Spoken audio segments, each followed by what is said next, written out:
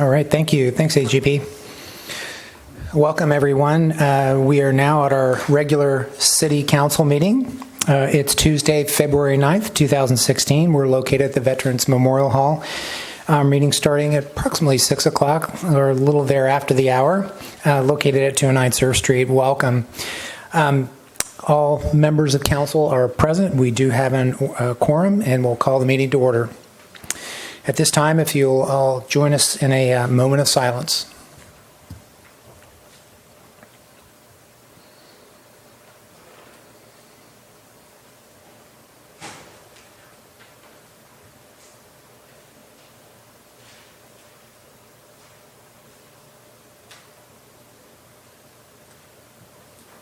Thank you. And at this time, if Councilmember Makowetsky will lead us in the Pledge of Allegiance.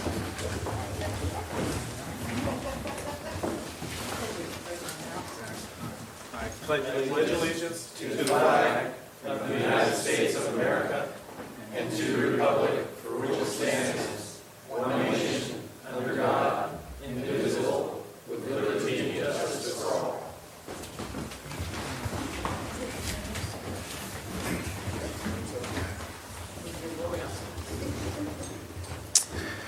Thanks, Matt. Closed session report, no reportable actions. Thank you. And then Mayor, Council Member reports and announcements. And I'll just start off with one. Had a lot of positive feedback on a recent Tribune article about Morro Bay. And I just wanted to say congratulations to council and staff and the community. I think everyone did a lot of work and deserves a lot of credit for that. So just want to say congratulations. Those are the only announcements I have. Christine?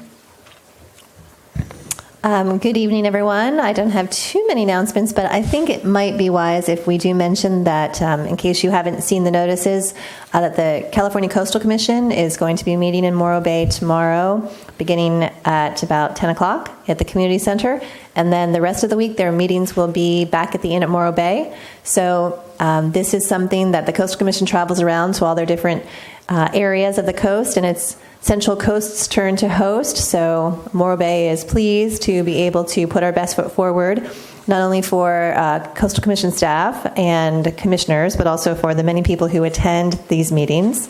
There's a lot of business to be done at the Coastal Commission over those 3 days of meetings, so there will be hotel stays and coffee house purchases, as well as restaurants and hopefully gift shop purchasing. So there's a good reason to encourage meetings like this or any other meetings, especially during the week during our winter season. So it's a good experience for us overall, but please be aware that there will be excess people in town in the middle of the week. I know we're used to it on the weekends. We might be a little surprised by it on Wednesday, but be assured that your city is prepared for all these extra guests, and just have a little patience tomorrow, and they'll be gone by Friday. So thank you. Thanks, Christine. Matt?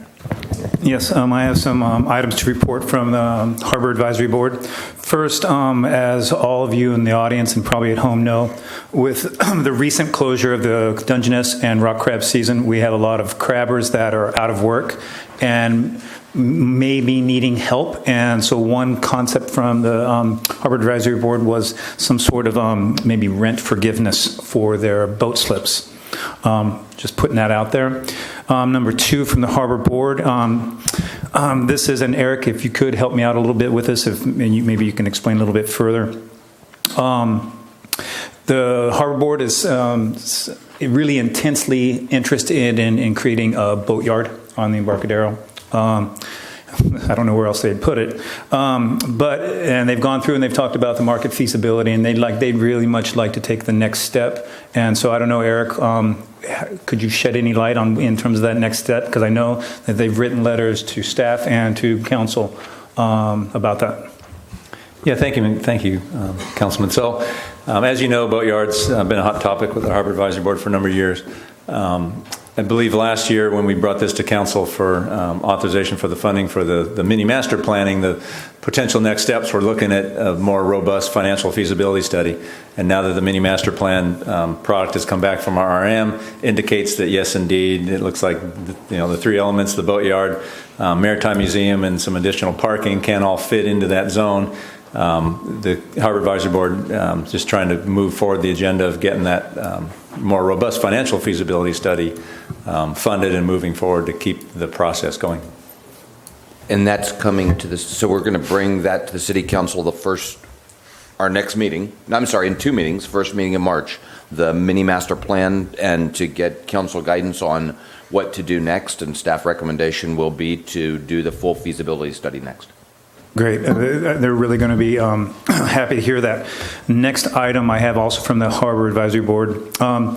They were very interested and they voted unanimously that NOAA came with the National Marine Sanctuary folks and came and did a presentation to City Council and close to 100 people here in this room, if not more people, talking about what a National Marine Sanctuary would mean to our area. The Harbor Advisory Board is very emphatic, and again, they've written emails, and they asked as myself as liaison to the council to bring their interest about they would like to have a counter point of view in terms of National Marine Sanctuary, perhaps having other presenting groups. And I think, Dave, they've talked to you about this, or they have not. And what do other groups need to do to come and present this other side of a National Marine Sanctuary?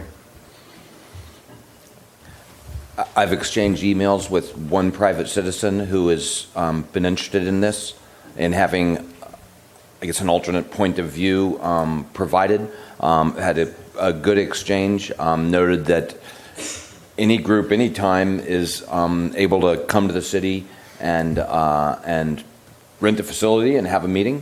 What was different about NOAA was that the council directed the staff to facilitate the NOAA outreach, and should the council want the city to facilitate an additional outreach, then I recommend that you agendize that for a future meeting to have a council discussion, and you can decide what to direct the staff to do. Got it. Thank you. Yeah, and part of that discussion was that NOAA is a government agency, and thus we'd received direction from council to facilitate that discussion. The communication I had was, should another government agency come and offer to do some outreach on one side or another, or any side, that would reach a different threshold as well. So far, until your communication about the Harbor Advisory Board, so far all I've received is communication from a single private citizen who's not a Morro Bay resident or business owner. Got it. Okay. Thank you. And I'm sorry to take so much of your time no, that's great. In terms of this, but I will let Harbor Advisory Board know that, and then they can start making those connections. Thanks, John. Yes, I'd like to thank the Citizens Finance Committee for their work on the Measure Q report that they'll give tonight, and also their first budget round. Thank you, Mrs. Spagnola, for your leadership there. And also the TBID has been doing a lot of work, and you'll hear a report tonight on a recommendation for a new marketing PR company, and I appreciate their work. I'm the liaison to both of those entities. Third, I'd be remiss to tell you that the Novo virus is still here, but we are in the height of flu season. You still have a chance to get your flu shot, so do it. Noah? Yes, thank you. I just have one item to report, and as the representative from the city to the Air Pollution Control District, the popular wood-burning device change-out program that was basically sold out in Los Osos has been renewed and now expanded over to be available to Morro Bay residents. So basically, if you have a wood-burning stove or a pellet-burning stove, you could receive up to $1,000 to replace that. Or you could, if you have a conventional masonry or prefabricated unrated zero clearance open hearth, you could receive up to $2,000 to replace that. And the idea is the money helps reduce air particulates and therefore improves air quality, which for Morro Bay, ours is very high, but still wood burning is known to be a major carcinogen. So the program sold out last year in Los Osos. There's about $160,000 available and a first come, first served basis. So if anyone's interested, I definitely recommend you take a look at that. And the phone number would be to contact Megan Field at 781-1003, or you can go to slocleanair.org, and there's plenty of more information about the program there, and you can see the very simple application form and process on how to apply for these incentives. Also, if you're interested in air quality, we have our Morro Bay monitor that is monitoring air quality daily and proves that Morro Bay's air quality is not only some of the best in the county, but also in the nation. Thanks, Noah. Mr. Levitt, could you give us a brief update on the street lighting? Is that a topic that you could just brief the community on? Sure. PG&E will be replacing the existing sodium vapor lights in Morro Bay with LED lights. PG&E owns and operates the street lighting system in Morro Bay, with the exception of probably 12 or 13 lights that the city owns. So all PG&E lights will be replaced with the equivalent light output, but at a much lower power consumption. And that will happen starting in about 2 months in Morro Bay. So we should be able to see a difference in light quality, and with the new light standards, they'll have a cutoff head to them, and instead of the teardrop, it won't spill out as much into the night skies with those new fixtures. Great, thank you for that. And with that, we have no public presentations tonight. And as we move on to public comment, our business spot for tonight will be Jerry Appling. If he'll come up and open up our public comment, that would be great. All right. Hello. And welcome. Hello, and thank you all. My name is Jerry Appling, and I'm here representing All Natural Now and Homemade Healthy Meals. We would like to, first of all, thank the City of Morro Bay for inviting us here and giving us the opportunity to promote our business and explain who we are and what we do and how we may be of service to the citizens of Morro Bay. First of All Natural Now is a LLC, and it's our parent company, and we focus on health, well-being, and nutrition. With nutrition being our passion, we created Homemade Healthy Meals, which initially began as a service to provide to a sick person who we near dear to our heart.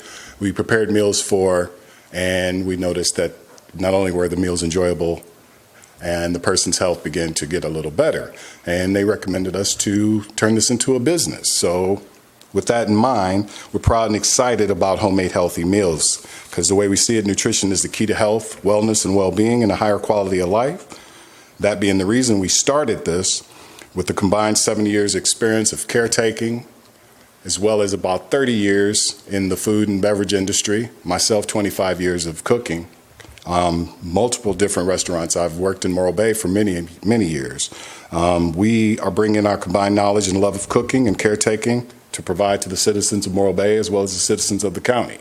What else do we have here? We have gourmet food delivery service. Our number one goal is to make healthy eating a part of your everyday life. And we also believe that this is achieved by providing you with a daily menu plan that is both satisfying and enjoyable. Homemade Healthy Meals program is designed for everyone. We're local. We're currently based in San Luis Obispo, but we cook out of Atascadero, and we have a business license in Morro Bay, so we can provide the service to the citizens of Morro Bay. We provide meals weekly. We have a revolving menu. We change the menu. We have many different programs. As you can see on our website, we have multiple programs that go from anywhere from 3 meals to 14 meals. You can buy lunches, dinners, combination of lunch and dinners. We make it very easy and affordable so that anyone can participate and see if they like us, and if they do like us, they can count on us to deliver fresh, high-quality food to them every week. We also believe that we can help anyone with most any diet, any dietary restrictions. Allergies we have to discuss, but we are a local small company, so you can contact us. We can meet your dietary plans. We can talk to you directly, find out your likes, your dislikes, find out your preferences, and we can design menus that are directly guided at you and for your preferences and deliver that food to your door. We usually cook on Sundays and deliver on Mondays. So therefore, you'd see us on Monday with your food, and you can tell us your preferences any time of the week, email, on our website, homemadehealthymeals.com. We work with anyone in their budget, so everything that you see on the website is not strictly in stone. We do work with people, so we thank you for having us here and the opportunity to tell you who we are. Jerry, thanks very much, and All right. thanks for giving us such a nice presentation. You're very welcome. All right, thank you.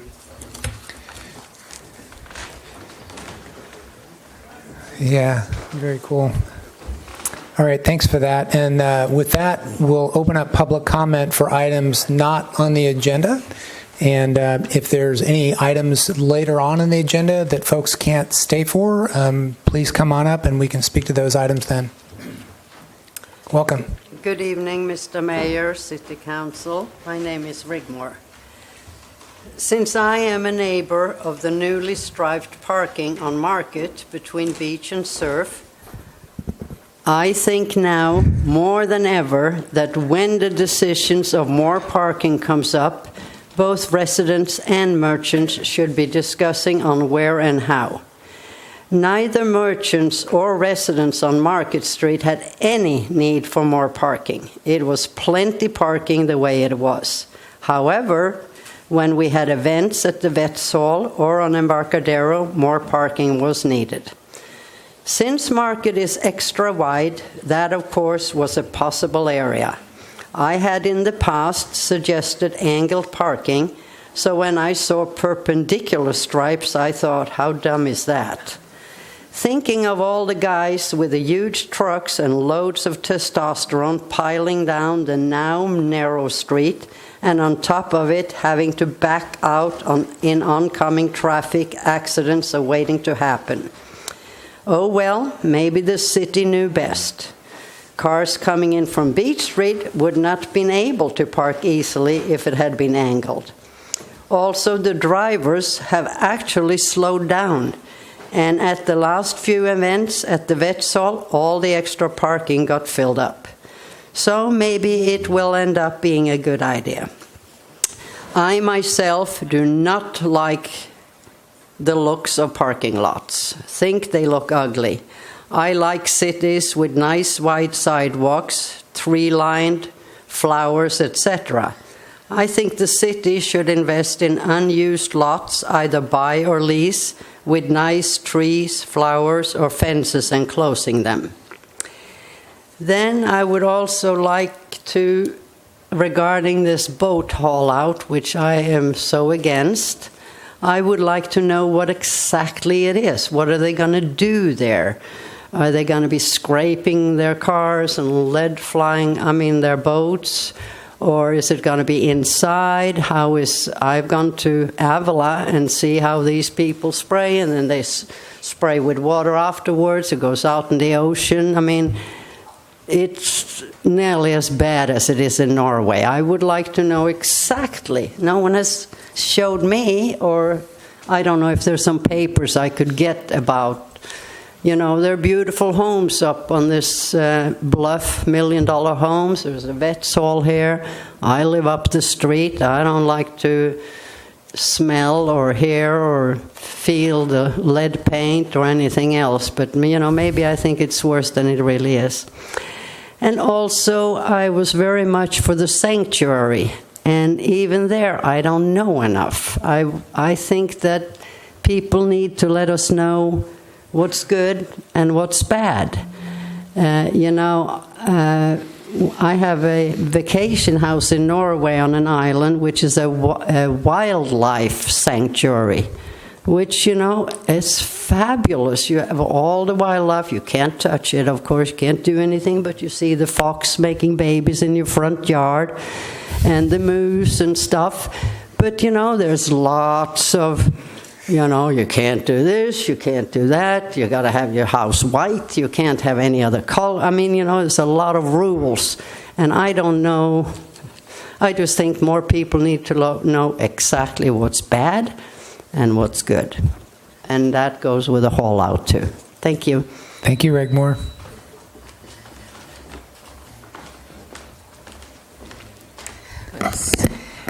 Good evening, all. Nice to see you.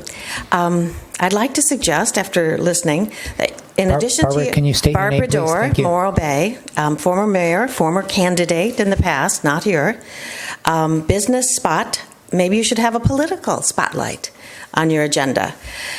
In our friendly small community, traditionally our government, as stated in the staff report, has allowed political speech at our council meetings for candidates and/or about ballot measures. No problems to date, no need to silence political free speech. Also, many residents and businesses use public comment to speak out on many subjects. For example, Girl Scouts selling cookies, announcements on events, new businesses, example tonight, proclamations on almost any subject, and federal and state legislation.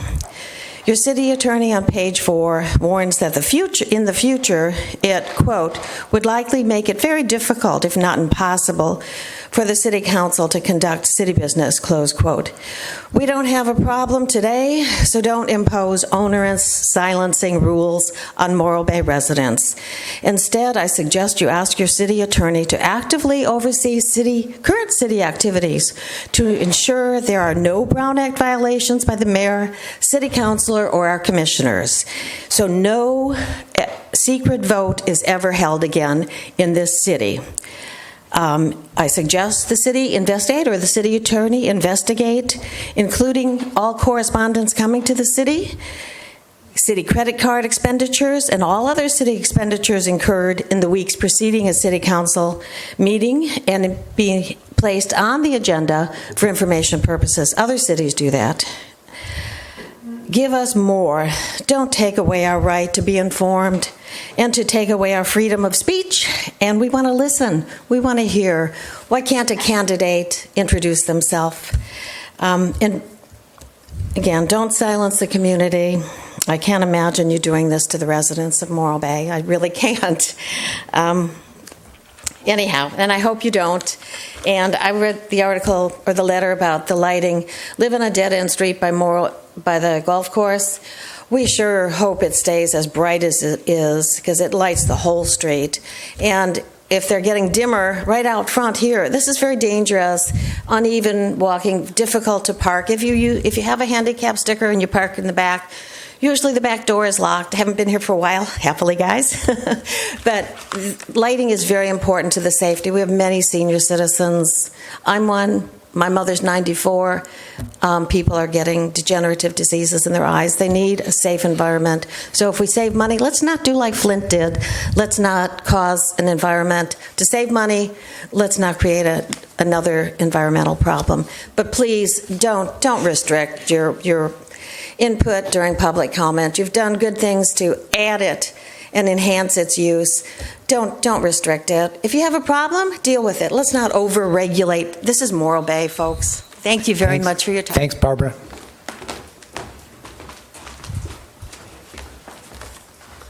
Good evening, Bill Martini, Morro Bay. I think I'll follow up with Rigmor a little bit on the boatyard. Actually, the existing boatyard has been polluting the bay and the property next door for probably as long as I know. It's been mentioned to the city council at least for 10 years. So I know when you're worried about pollution on a new boatyard, a state-of-the-art boatyard won't pollute. And that's what we really need. The city for the last 20 years has been kind of trying to figure out how to get a boatyard, and yet it's taken 20 years, and here we are at almost a dead end again.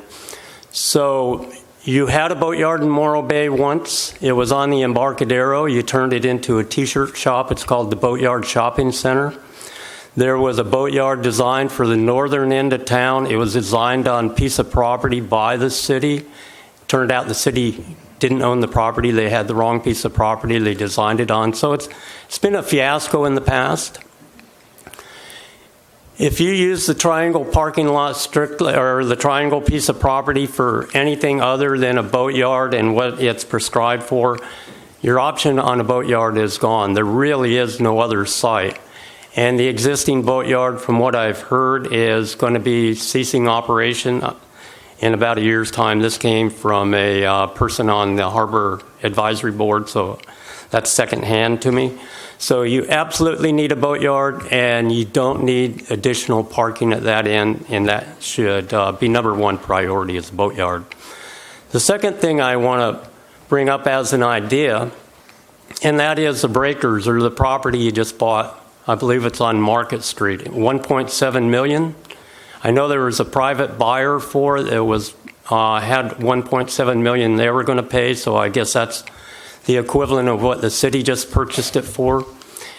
$150,000 plus a debt to the city of $1.2 plus an elevator for about $500,000, I believe, was the approximately overall cost. So that's, in reality, you would have had that in your pocket had you not bought it. So my thought on that property is, if you want to intertie the Embarcadero with the Upper Town, instead of spending $8 to $10 million on an aquarium down on the waterfront on a 50-foot lot, that building would probably fit perfectly to turn into an aquarium. This is just a thought to bring people off the Embarcadero up to that area and vice versa, as opposed to another convention center or a hotel or something like that, and also save the Embarcadero and that parking area down next to the old existing aquarium for how it's being used now. But that could be a focal point for that property that you now currently own. So just a thought. Thanks.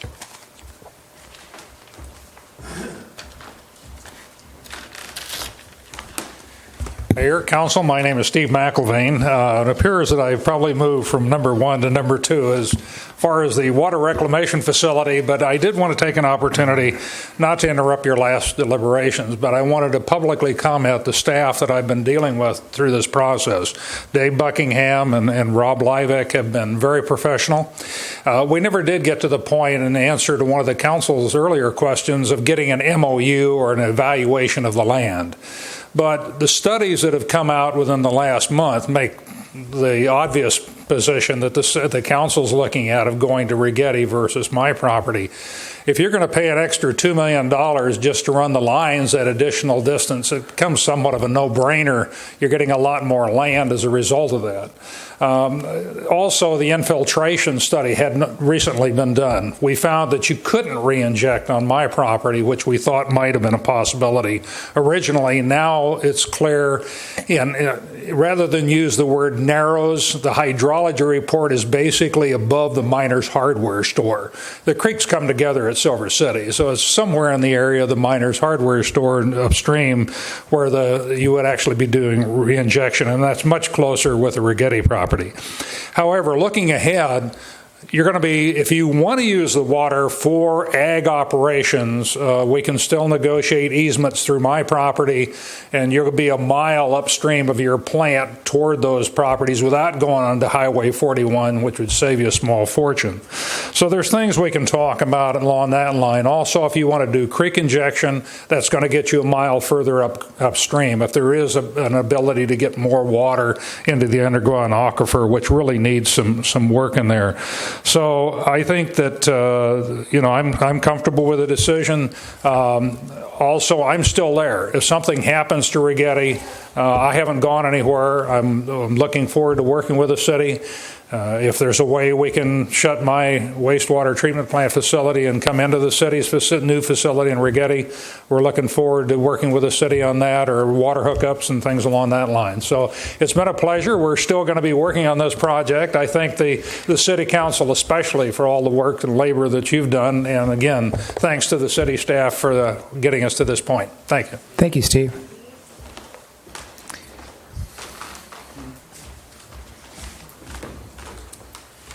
Good evening, Erica Crawford with the Morro Bay Chamber of Commerce.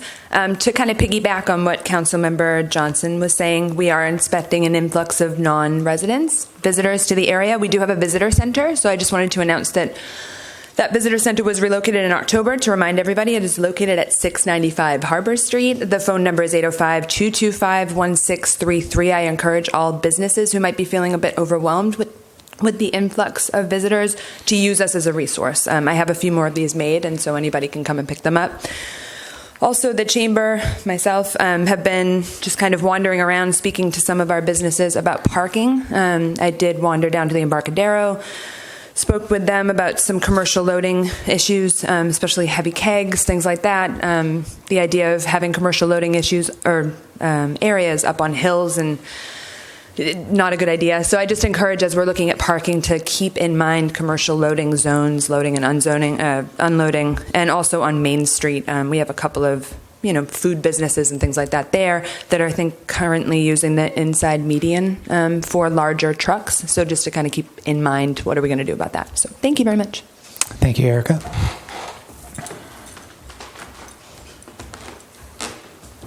Nancy Castle, piggybacking on the piggybacking. The Coastal Commission meeting tomorrow could bring hundreds, thousands of people.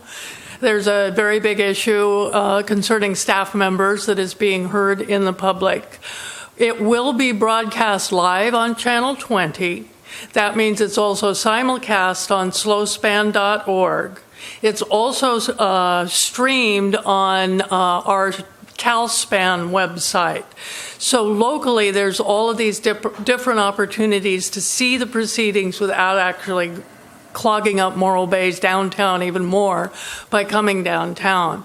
And it will be replayed not on Channel 20, but we'll get it uploaded to our website on CalSpan as quickly as we can after the meeting so that people who are interested in it will be able to see it. If I may, for the folks that are at home, it is Mardi Gras night tonight. I know there are 2 dinners going on right now. One is at St. Peter's, pancakes and sausage, and the United Methodists over on Sequoia Street in Hemlock are having a spaghetti dinner. St. Peter's is on Shasta, and if anybody wants to leave their televisions and run over and get some food, do so, and have a good meeting. Thank you, Nancy.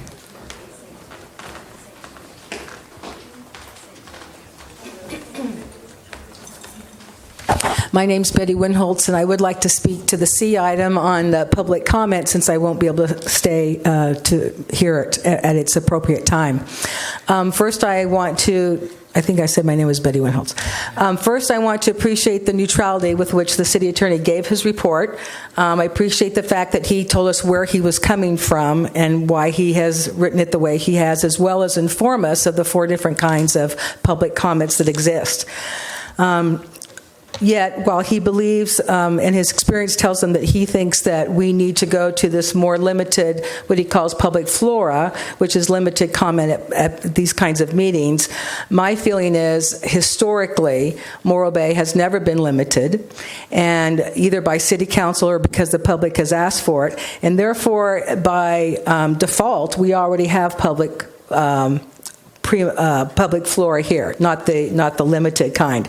And so I don't believe it's appropriate to take that away, echoing Ms. Dorr's comments earlier.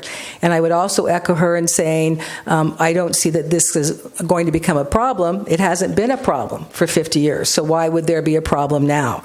And in fact, I see it as a benefit because it lets people know what issues are at hand, what you need to be researching, who you may want to talk to when it comes to before you vote. I would also suggest that it avoids those areas of gray where the chair or whoever has to say, well, was that a public comment on politics or was it not? And we have to make that decision. And it kind of just avoids that. And it lets it just be as it is.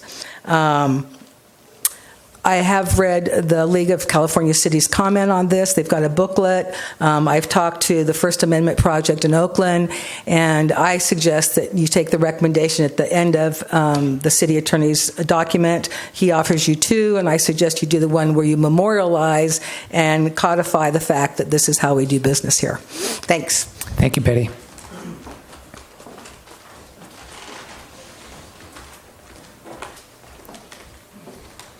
Good evening, David Nelson, resident of Morro Bay. I have concerns. I came here last year and asked you about our marijuana dispensary.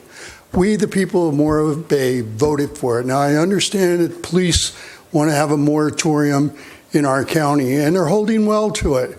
But 57% of the people in Morro Bay said we wanted it. We paid an attorney to figure it out, how it would work. He did his job. He said we'd make $100,000 a year. That means while you guys are sitting there not voting on it, and 3 people that voted against it aren't up there now, and I don't think that's a coincidence. This is an important issue to a lot of people.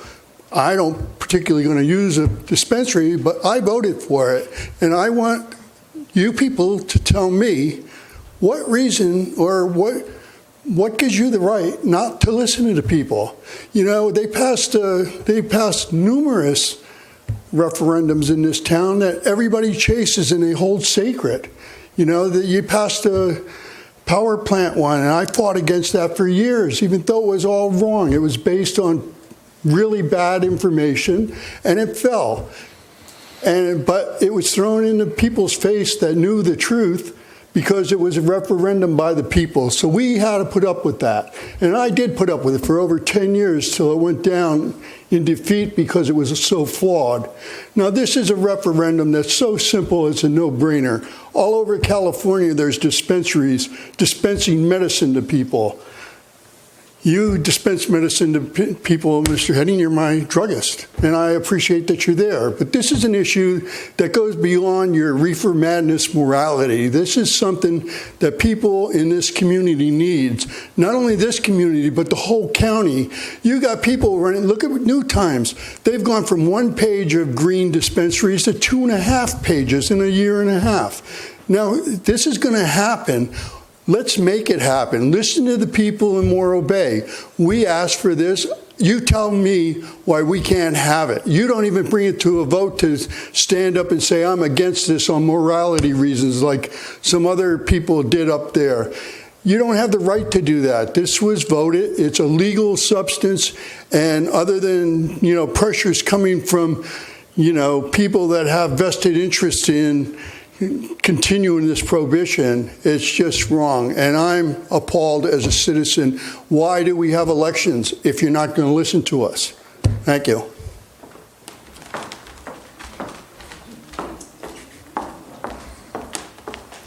Good evening, council and staff and everyone.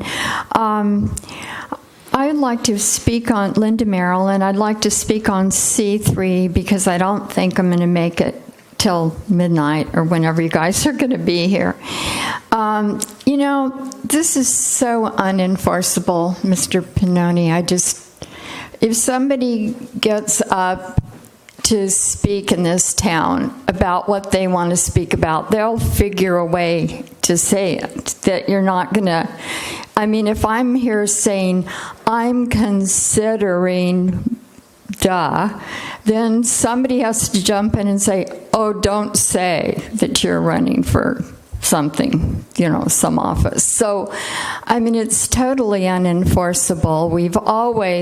People have always stood here and campaigned and said that they were running for office. It's just something that everybody has always done here. And I think that makes a difference. I always got kind of irritated when it was people that I wasn't supporting that were talking. So I was kind of hoping that somebody could say, no, he doesn't get to talk. So, or the next day you read, oh, so-and-so is running for council and, in the paper. So then you go, well, he was talking last night at the meeting. So you see how unenforceable we are. Sorry, we're just kind of a radical group, I think. Also, on a serious note, on C7, I was really interested in us having a shelter in Morro Bay at one time, and I did some research on this, and I was talking to the people in Tascadero, and the woman there was very blunt. She just said, this is very expensive, it's very complicated, it's very involved, it costs hundreds of thousands of dollars to offer a homeless shelter. Now, I don't know what a warming shelter thing does and what people have to do to accomplish that. But I just want to caution you all that it sounds nice and it sounds like a good thing to do, but it is very complicated, and I hope that you research it before you decide to support this. Thank you. Thank you, Linda.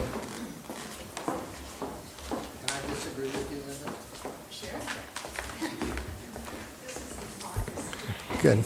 Good evening, Council. My name is Chuck Stoll. I'm president of the Senior Citizens, Inc.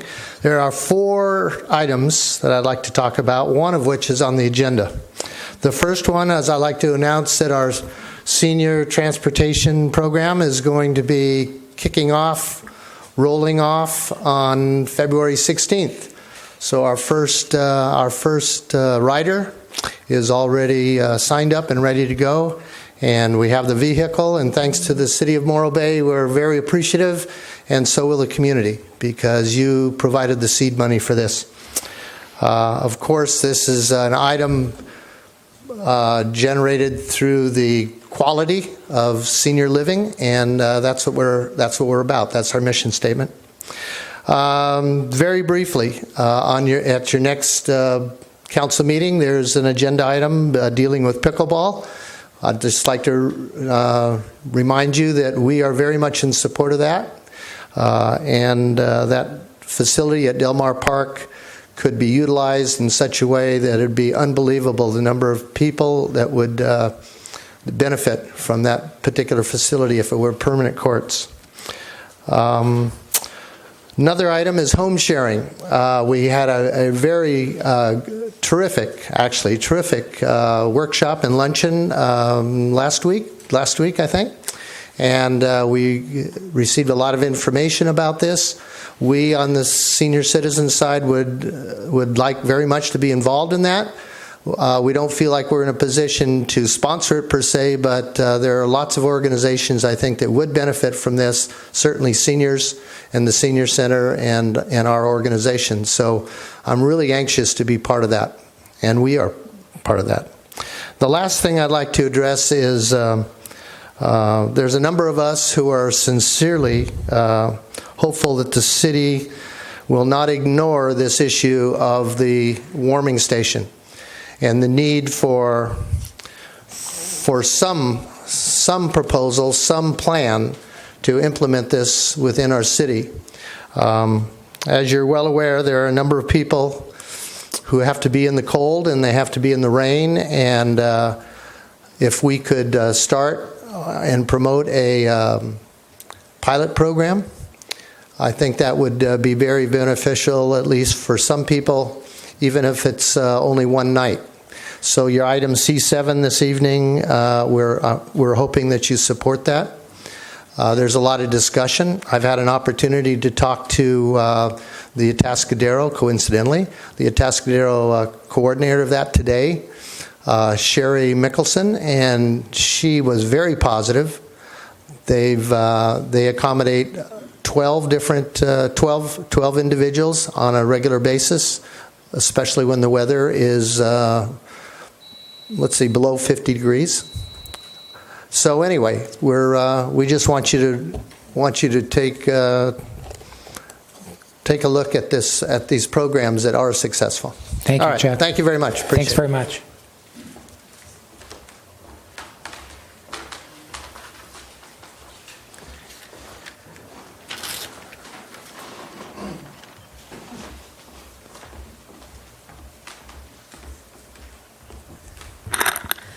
Linda Fidel, also a resident of Morro Bay.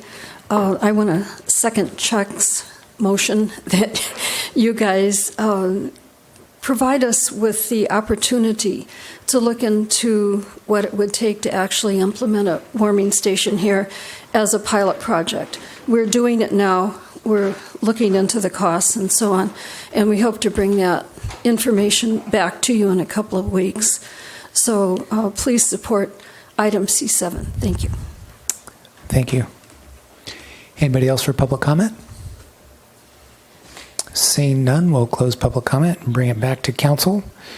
And There's an item on here, maybe Mr. Buckingham can respond to. There's the comment about the breakers and $1.7 million and purchase price and that type of thing. I don't know if you caught all that, but can you clarify some of those figures and kind of explain where we are at that? You bet. The total, so on New Year's Eve, the city acquired the Brannigan's restaurant, DeStasio's restaurant building, and the 39-car parking lot at the corner of Market and Pacific. That acquisition cost the city $1.35 million in total. 1.2 of that, however, was a note that the city was holding. So that had already essentially been paid, but we are not going to get paid back that $1.2 million over time. And then the city paid $150,000 out of pocket, and that was that negotiation the negotiation happened with the staff and with council in closed session, and then was approved in open session, as you know.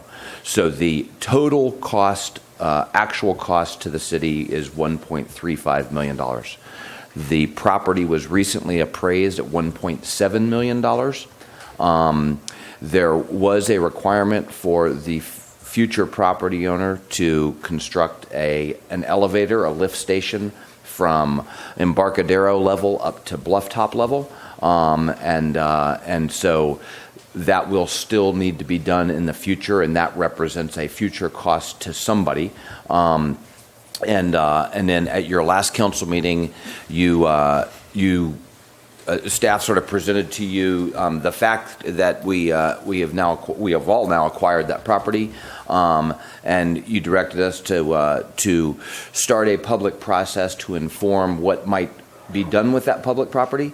I think the idea of putting the aquarium there instead of the aquarium site is an intriguing one, and that's exactly what we'll be looking for as a community over the months ahead, is to get great ideas from the community over what could be at that site and what we don't want at that site, and we'll look forward to going through that process with the community and with the Planning Commission, Public Works Advisory Board, and the council.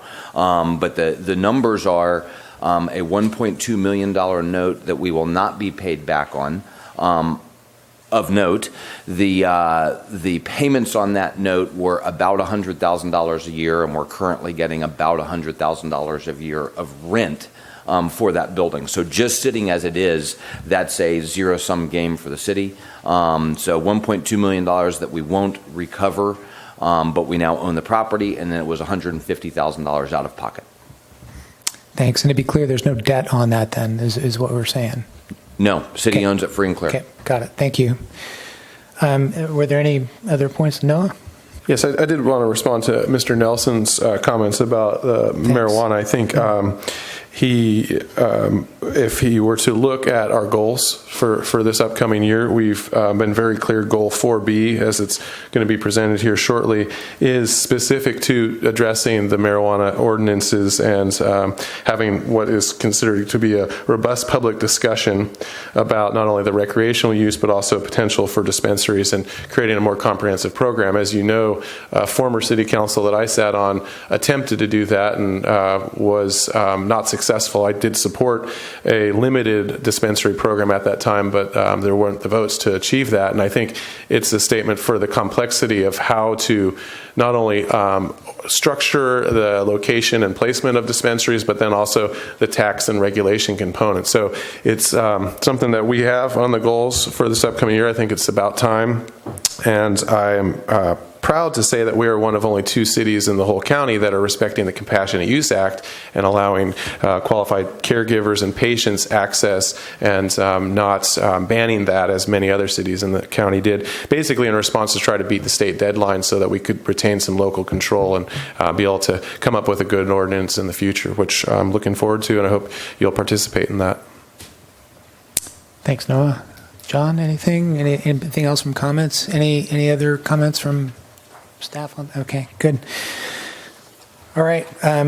thank you for public comment in our business spot, and then we'll move on to consent. And I'll open it up for public comment for any item on consent. Anybody like to speak to consent items?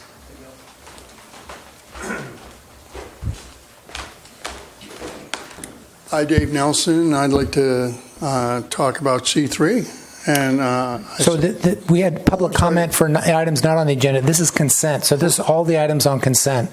We haven't even got into our business items yet. Oh, isn't C3 a consent item? No. Oh. Sorry, Dave. Any others for consent? Seeing none, I'll close public comment and bring it back. Any items to be pulled on consent? To my left, to my right? Yes. Oh, so sorry, wrong page. Yes, I'd like to pull A5. A5? Brief comment, thanks. Anything else for anybody? Seeing none, I'll take a motion to approve items A1 through A4. We have a motion by Mr. Heading, a second by Mr. Smuckler. Any further discussion? All in favor say aye. Aye. Opposed? None. Motion carries 5-0. A5, Councilmember Johnson. Thanks. This is just really to pull this to do a few things. Highlight the fact that this is a contract that was approved by our Tourism Bureau and then subsequently had to be approved by our TBID, Tourism Business Improvement District, and that is for the marketing of Destination Morro Bay moving forward the next fiscal year. And what I wanted to mention were two things in regard to the marketing. Specifically, I think that I was able to watch the decision, and this will be something that I think that the city and the citizens will see a bit more frequently at city council meetings as we work in the future to bring the tourism marketing function under the city umbrella. I think we'll see these things a bit more, which will be good for all of us, as tourism is a very important part of our local economy. So I was able to watch the meeting where the selection was made, and I would just like to say publicly to thank Verdin. It was the marketing agency we've been working with. I thought they've done some really nice work for us, and looking forward, so they will not be the team that moves forward with us in the next fiscal year. This will be Mental Marketing, as it says in the report, and Mental Marketing has been doing public relations for us for a while. Now they're going to be doing public relations and marketing piece. I think we'll be well represented, and it was a very lively presentation. We're really spoiled in SLO County. We have a lot of great PR and marketing agencies to choose from, and every year they seem to want to work with Morro Bay and respond to the RFPs very robustly. So that's a positive thing. The other thing I noticed is, though, when you read the staff report, you see that there's a lot of money that is not going toward marketing. I mean, it's a rather large contract that's what's being approved, but there's subsequent money, $300,000 plus, that's not going toward PR marketing with Mental Marketing, for example. But I will tell you that I was able to ask Sam Taylor, who is our deputy city manager, who will be then responsible for tourism, as he's currently responsible for all economic development. And he was able to present a great outline working with Brent Hogan in the Tourism Bureau, which showed how much money is going out for what type of marketing, some things that we're doing in-house, some things we do rely on outside folks to do. So I have a whole list of trade shows and other marketing expenses that are outside of that one contract, but are still moving forward and keeping that economic engine moving as far as tourism. So just wanted to pull it to recognize all the hard work that our tourism folks do for us, and also to appreciate the professional responses that we do get from our partners in the community. Those marketing firms are really pretty terrific, and it was a pretty difficult decision. So really just wanted to highlight that and look forward to having us discuss these things and see a bit more of the quality of work we're getting. Maybe we can see those things a little bit more at council meetings. We can actually see the spots and see the fun things that are being spread about Morro Bay elsewhere. So that's really just to make those comments, and I would move approval of item A5. Thank you, Christine. Any other comments? John? Thank you. I also had the opportunity to speak with the lead individual, Marianne Stansfield, who is the marketing director for our new, soon-to-be, I believe, marketing company. I'm glad to see promotions and marketing come together under one bailiwick.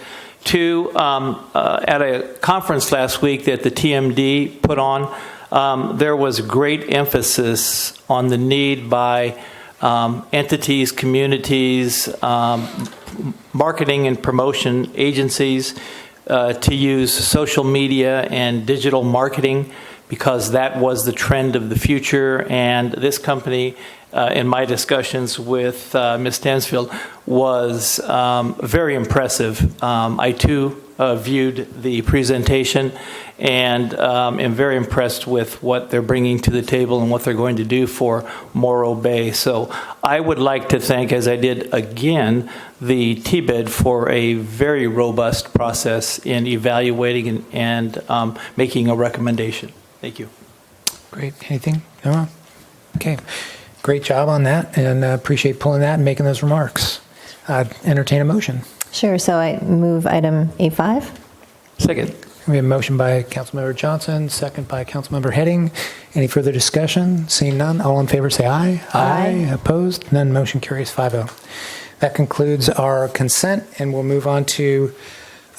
Is everybody okay, or do you want to take a recess, or is everybody keep going? Ready to keep going? I'm ready to keep going. Good.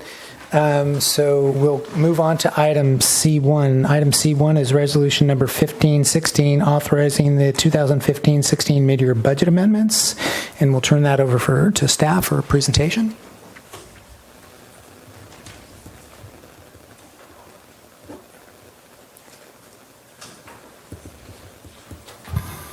Thank you very much. Good evening. We're going to present the mid-year budget review, and we're going to start off with the Citizens Oversight Finance Advisory Committee report. Great. Thank you. Welcome, Barbara. Thank you. Good evening, Mayor Irons, council members, staff, and members of the public. My name is Barbara Spagnola, and I'm here representing the Citizens Oversight Committee, acting as the Citizens Finance Advisory Committee. And this evening, I have two items to go over on the agenda. Primarily, our review of all the Measure Q transactions and expenditures for the last fiscal year. As many of you know, that is our major goal of the Measure Q committee as required by the ballot initiative. So the majority of my presentation will focus on that. But additionally, we also did a quarterly review of the first quarter and second quarter current year fiscal budget. So I'll have a couple comments on that as well, if I may lower that. Thank you. Next slide, please. Thank you.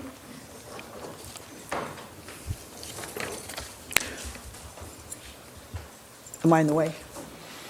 I asked for a lapel so I could move her on. Thank you. Okay, I'll try to stay still. Thanks, Barb. Anyways, our committee met in December to review all the Measure Q transactions for last year. I myself, the chairperson, and the members listed there, consisting of Betty Forsyth, Greg Head, Marlis McPherson, and Susan Schneider.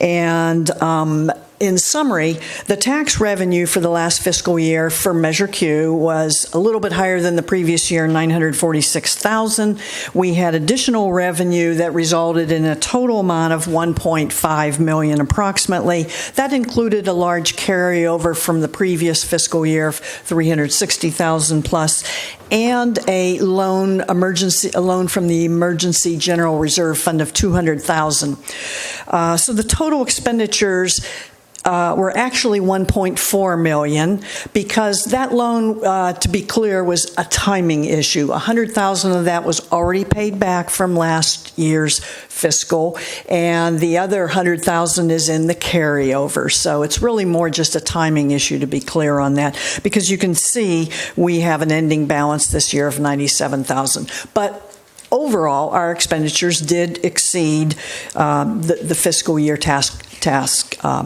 revenues. Next slide, please. So what were those revenues on? They were consistent with previous years. I've been serving on this committee since 2010, so there's really nothing out of line. They were consistent. Fire department, $233,000. That's for the vacation relief firefighter and the overtime to maintain the 4 personnel per shift.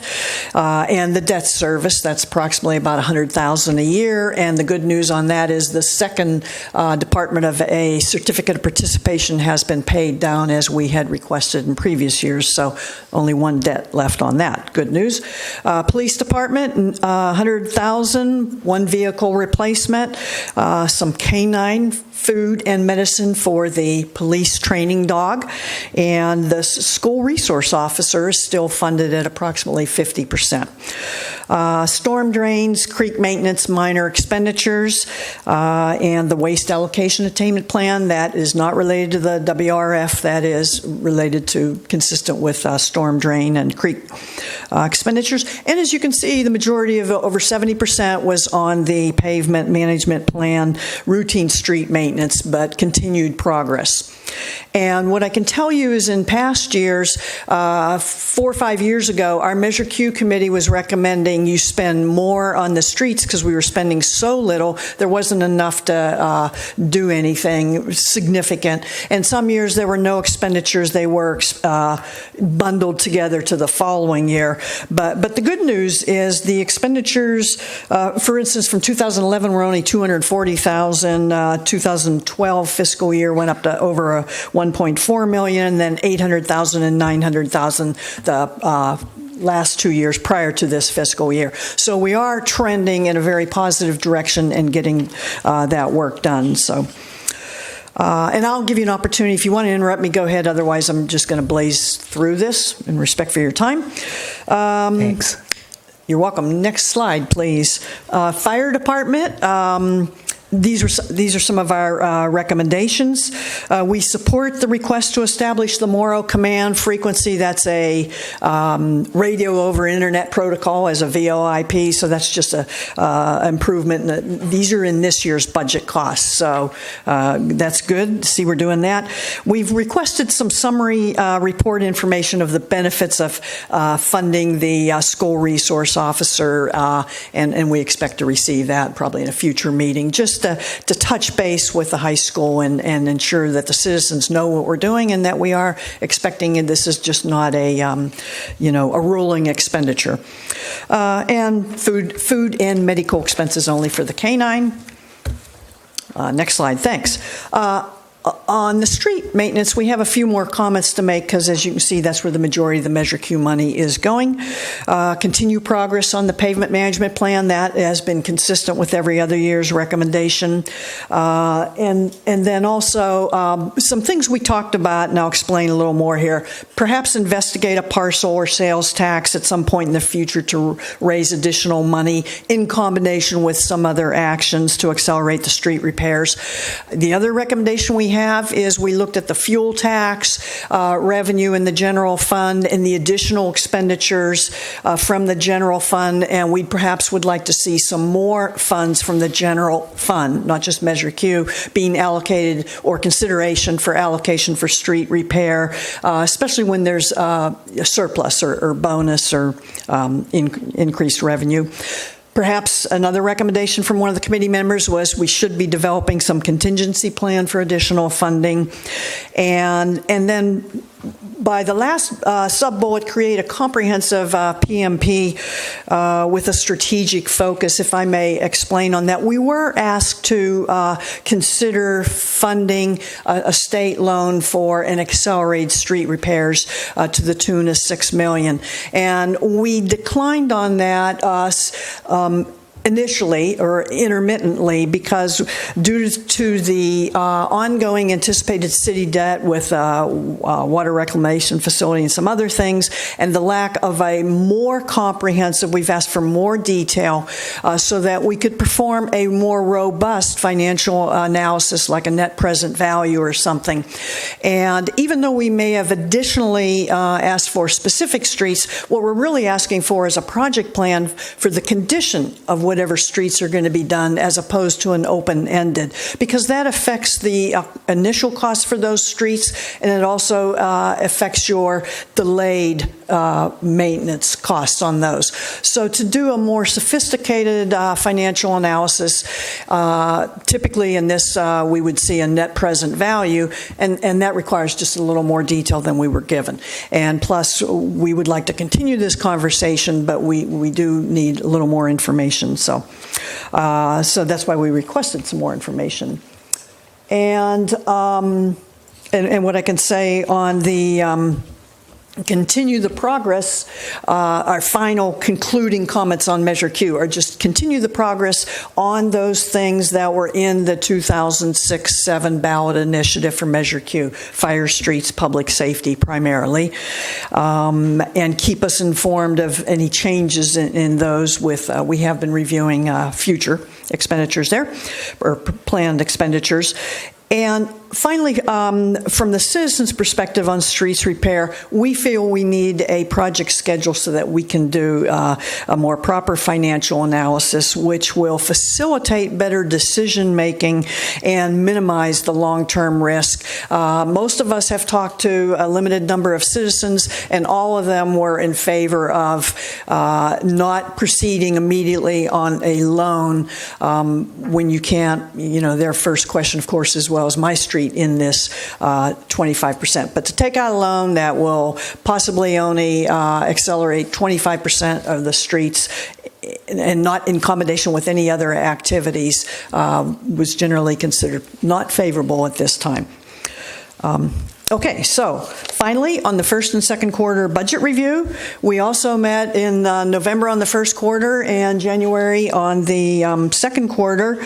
Went through a lot more detail, and please understand our committee of 5 people had 2, or all new members except myself, starting in September when we were formed. So it was a little bit difficult, but we did go through it in detail. All of our questions were answered completely and satisfactorily.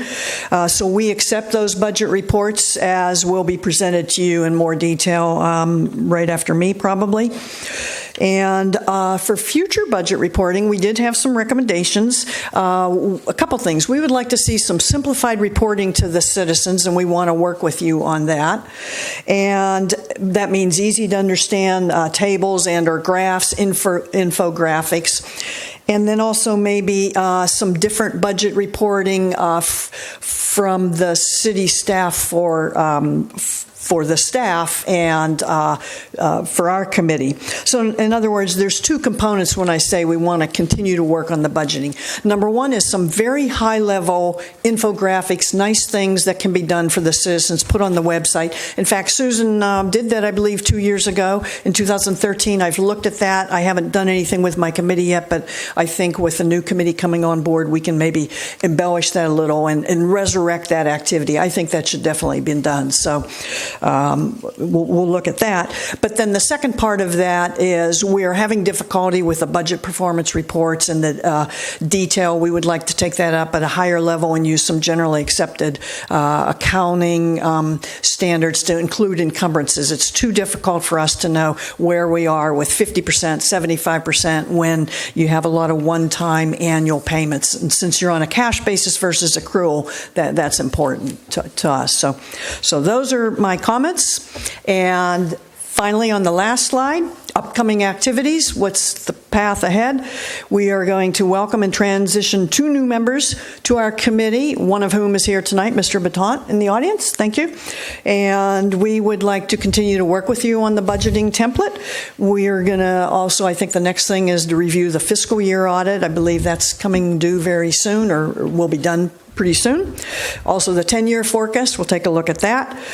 We've asked Mr. Heading for some prioritization on everything on our plate, which he has graciously acknowledged. And we also didn't get to the investment performance review. I think that might be just a cursory quick review. I have another member. Marlis is here on my committee tonight, so she'll help me if I can't answer any questions. If you have any questions, I'd be glad to take them real quickly. Barbara, thank you. Great report. Citizens Advisory Board, thank you. I'll turn to my left for questions and comments, and then we'll finish. Christine, any questions, comments? I know there's comments.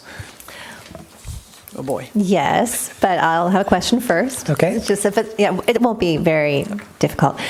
So, work in progress. The new committee is a very different style than the previous oversight committee, which stood alone just to do a post-mortem really on what happened. So, moving forward, you've only been in this configuration for 6 months. So, we are very committed to making this a success. So, what you're telling us tonight, I'm just kind of asking this question for confirmation, Sure. is if there were 3 things you'd like either council working with staff to help to support the committee, what might they be? Okay, so the first thing in the appropriate time in the future would be to increase us from 5 to 7. That affects the number of subcommittees that can be formed. Right now we're limited to a 2-person subcommittee, a little small, for the Brown Act. So that would be the first thing I'd ask. The second thing I would say is we have to get qualified, people on it, and we're always looking for people with accounting. Unfortunately, one of the because of the term limits of the previous members, the most qualified accounting person, it will not be continuing on. So we would ask. I've asked a couple of you and some people in the community if you know anybody that has real strong accounting, budgeting experience. They are more than welcome. It doesn't necessarily take a CPA to serve on the committee, but like in any committee, any diversity will help round us out. So that would be probably the second thing. And the third thing would be to assist us with the prioritization. I think right now we have a little more on our plate than we can accomplish, so we need to level set our expectations. And I would say all of our committee feel that we are a citizens advisory. We are not a decision-making authority, so we just plan to give you advice, and we respect that the decisions may not agree with what our opinion is, but we're respectful of that as well. So. Okay, great. That was 3. Anything else? I said 3, but if there would be another one, that covers it. Well, I reserve the right to come back to you later on that. All right, very diplomatic.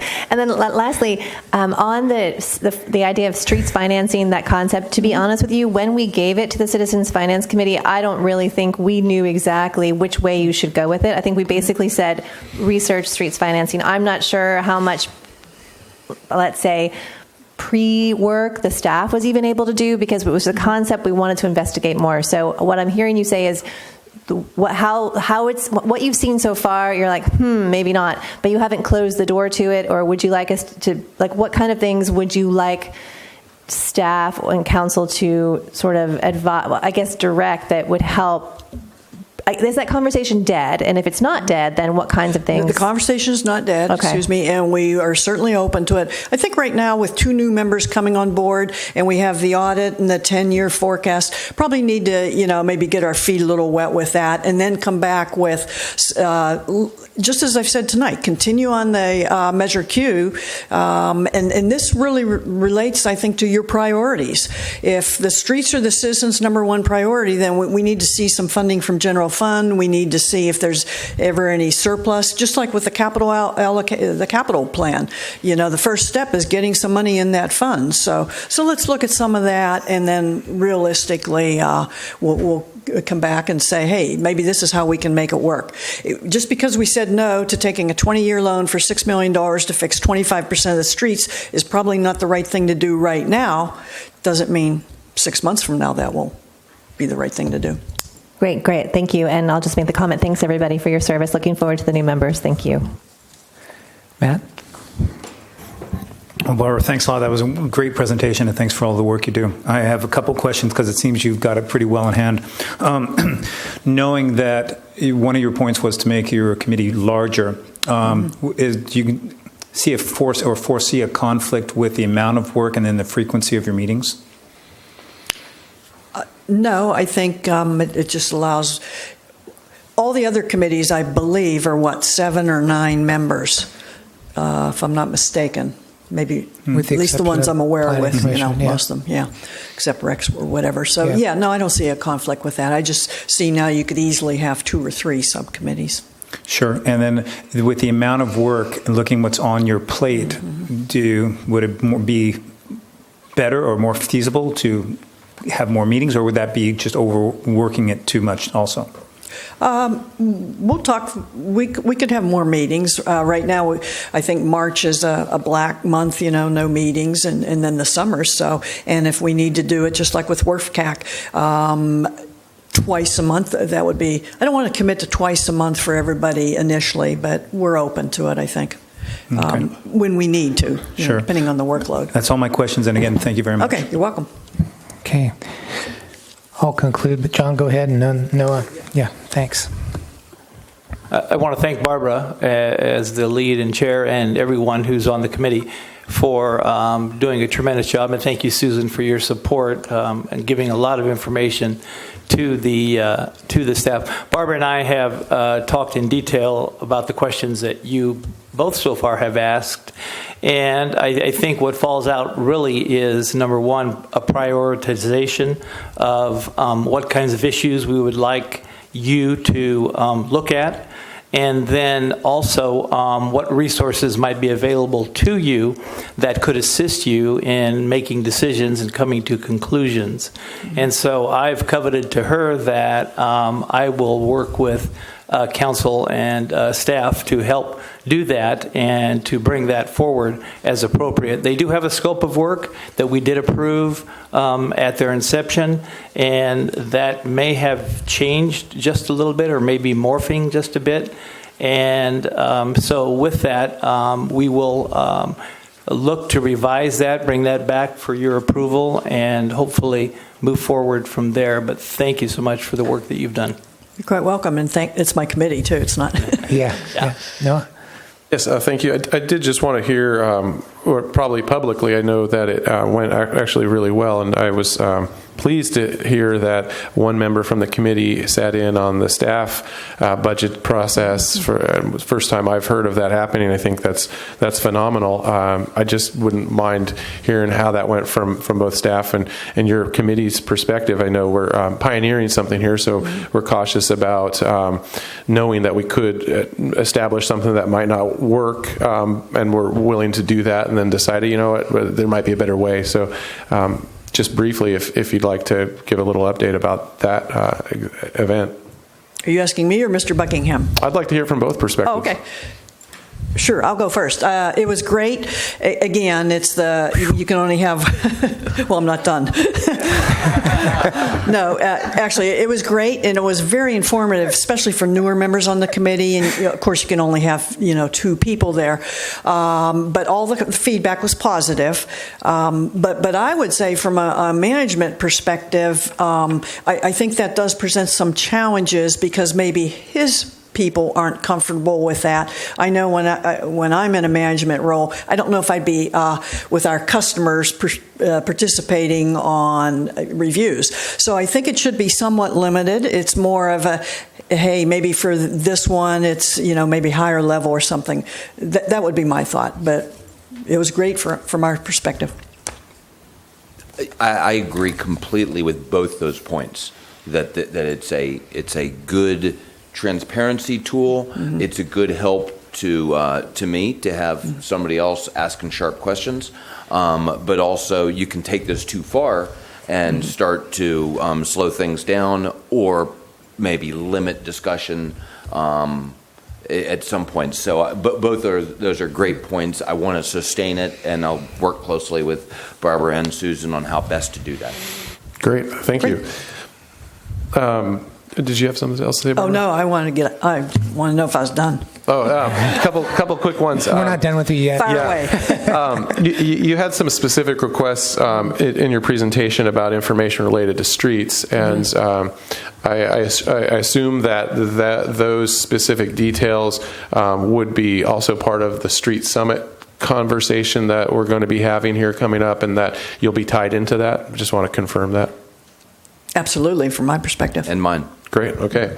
And then I'll also note on that as we just started work on the 10-year budget forecast a couple of weeks ago, one of the things we would like to do over time is move some of the public safety things that are currently in Measure Q into the general fund budget so that there's more Measure Q for streets. You can make an argument. It'd be great at some point to have the general fund doing all of the things that aren't streets that are currently in Measure Q, and have Measure Q be a streets pure thing. We won't get directly there, but for example, right now we've got some vehicle purchases in Measure Q that I'd really like to put in the general fund budget, so that money that's in Measure Q can go to streets. Okay, interesting. Thank you. And then just in closing with some of your responses to Councilmember Johnson, I assume with prioritization assistance and then conversation about 7 members, we'll work with mayor and staff and Councilmember Heading on bringing that forward for discussion and approval. I think a joint meeting might be in order to go over some of that. I think there's some prioritization discussions and maybe even a future agenda item with that. And that is actually on our calendar. You have a joint meeting in April or March, April, and then the council will approve the recommended work plan for the year. So two steps to get there. The committee will work with staff on developing a work plan once the objectives are approved, and then you'll get to have a joint meeting with the committee, and then subsequent to that, we'll formally approve their work plan. So that discussion will happen then. Great. All good? Okay, thanks. I think your comments, Noah, about the street summit, I think that was one of my first notes was all of your recommendations get incorporated into the street summit. So, but it sounds like that's directly tied in. There were some head nods and agreement on both sides. Glad to hear that. That's all I really had, other than thank you, and thanks to the Finance Committee, Measure Q Committee. Great report, great work, and just excited to have you up here. Great. Thank you, and you're welcome. All right. Thanks, Barbara. And with that, Ms. Slayton, you want to continue on? Mayor Irons, if you'd like, we're prepared to give an update on the school resource officer. Okay. All right. So I will turn this over to Chief Christie.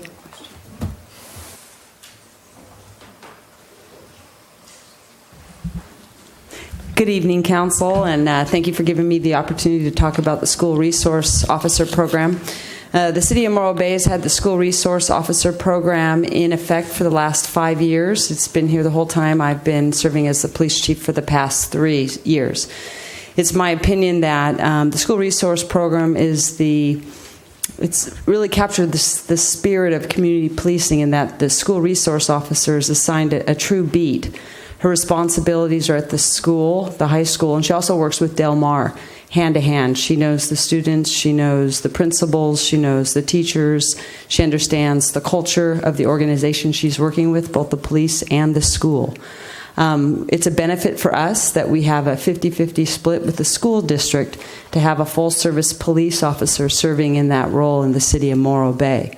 So not only does the school resource officer work at the schools, but that officer also serves as a police officer for the City of Morro Bay. So when school's in session, our school resource officer works Monday through Friday. She works 8 to 4, and sometimes a little bit later or earlier based on football games, homecoming, graduation. She drafts all the op orders. She does all the work for us, so it saves somebody else from having to do that work. By being assigned to the school, she answers all calls for service, and she also provides training on different things that the school needs, as well as critical incident type training that we need to stay fresh on in the event we have to respond to either school for a critical incident, as well as working with staff, faculty, so they know how to work with the police should we have to respond. The school resource officer also serves in the patrol capacity when school's not in session, or when we have some reason we need to fold her into the fold because we've had a critical incident or something that requires additional staffing. For instance, we had a critical incident back at the end of October. She was designated to work the school that day, and it turns out she had to do calls for service and help staff do the work that we have to do in Morro Bay. So it's a 50-50 split with the school district, and I think it's money well spent, because instead of the general fund having the entire salary of the police officer paid for, we do split that with the school district. So I think we get a really great bang for our buck, And I'm proud of the person working in that role right now. It's Nicole Canby, and I think she's doing a great job. She's in her second year, and she'd like to continue beyond 3 years, and that's a great thing. And I'm pleased that we have this program. I think it's good for the organization, it's good for the school district, and it's good for our future leaders of Morro Bay as they get to know the police and get to know that we're people and part of their community. Okay, great. Thanks for that report. Any comments or questions to my left, to my right? None? I just want to say thanks. I paid a visit few weeks back and to the principal as well as the cruised through there and saw Nicole. And so it was great just to say hello. And of course, it's great to have him there. I think great presence and on many levels, just as you reported. So just want to say thanks. All right. And with that, I guess we can move on to the rest of our report. Susan? Thank you. Thank you. AGP video, if you'd load my presentation. Thank you.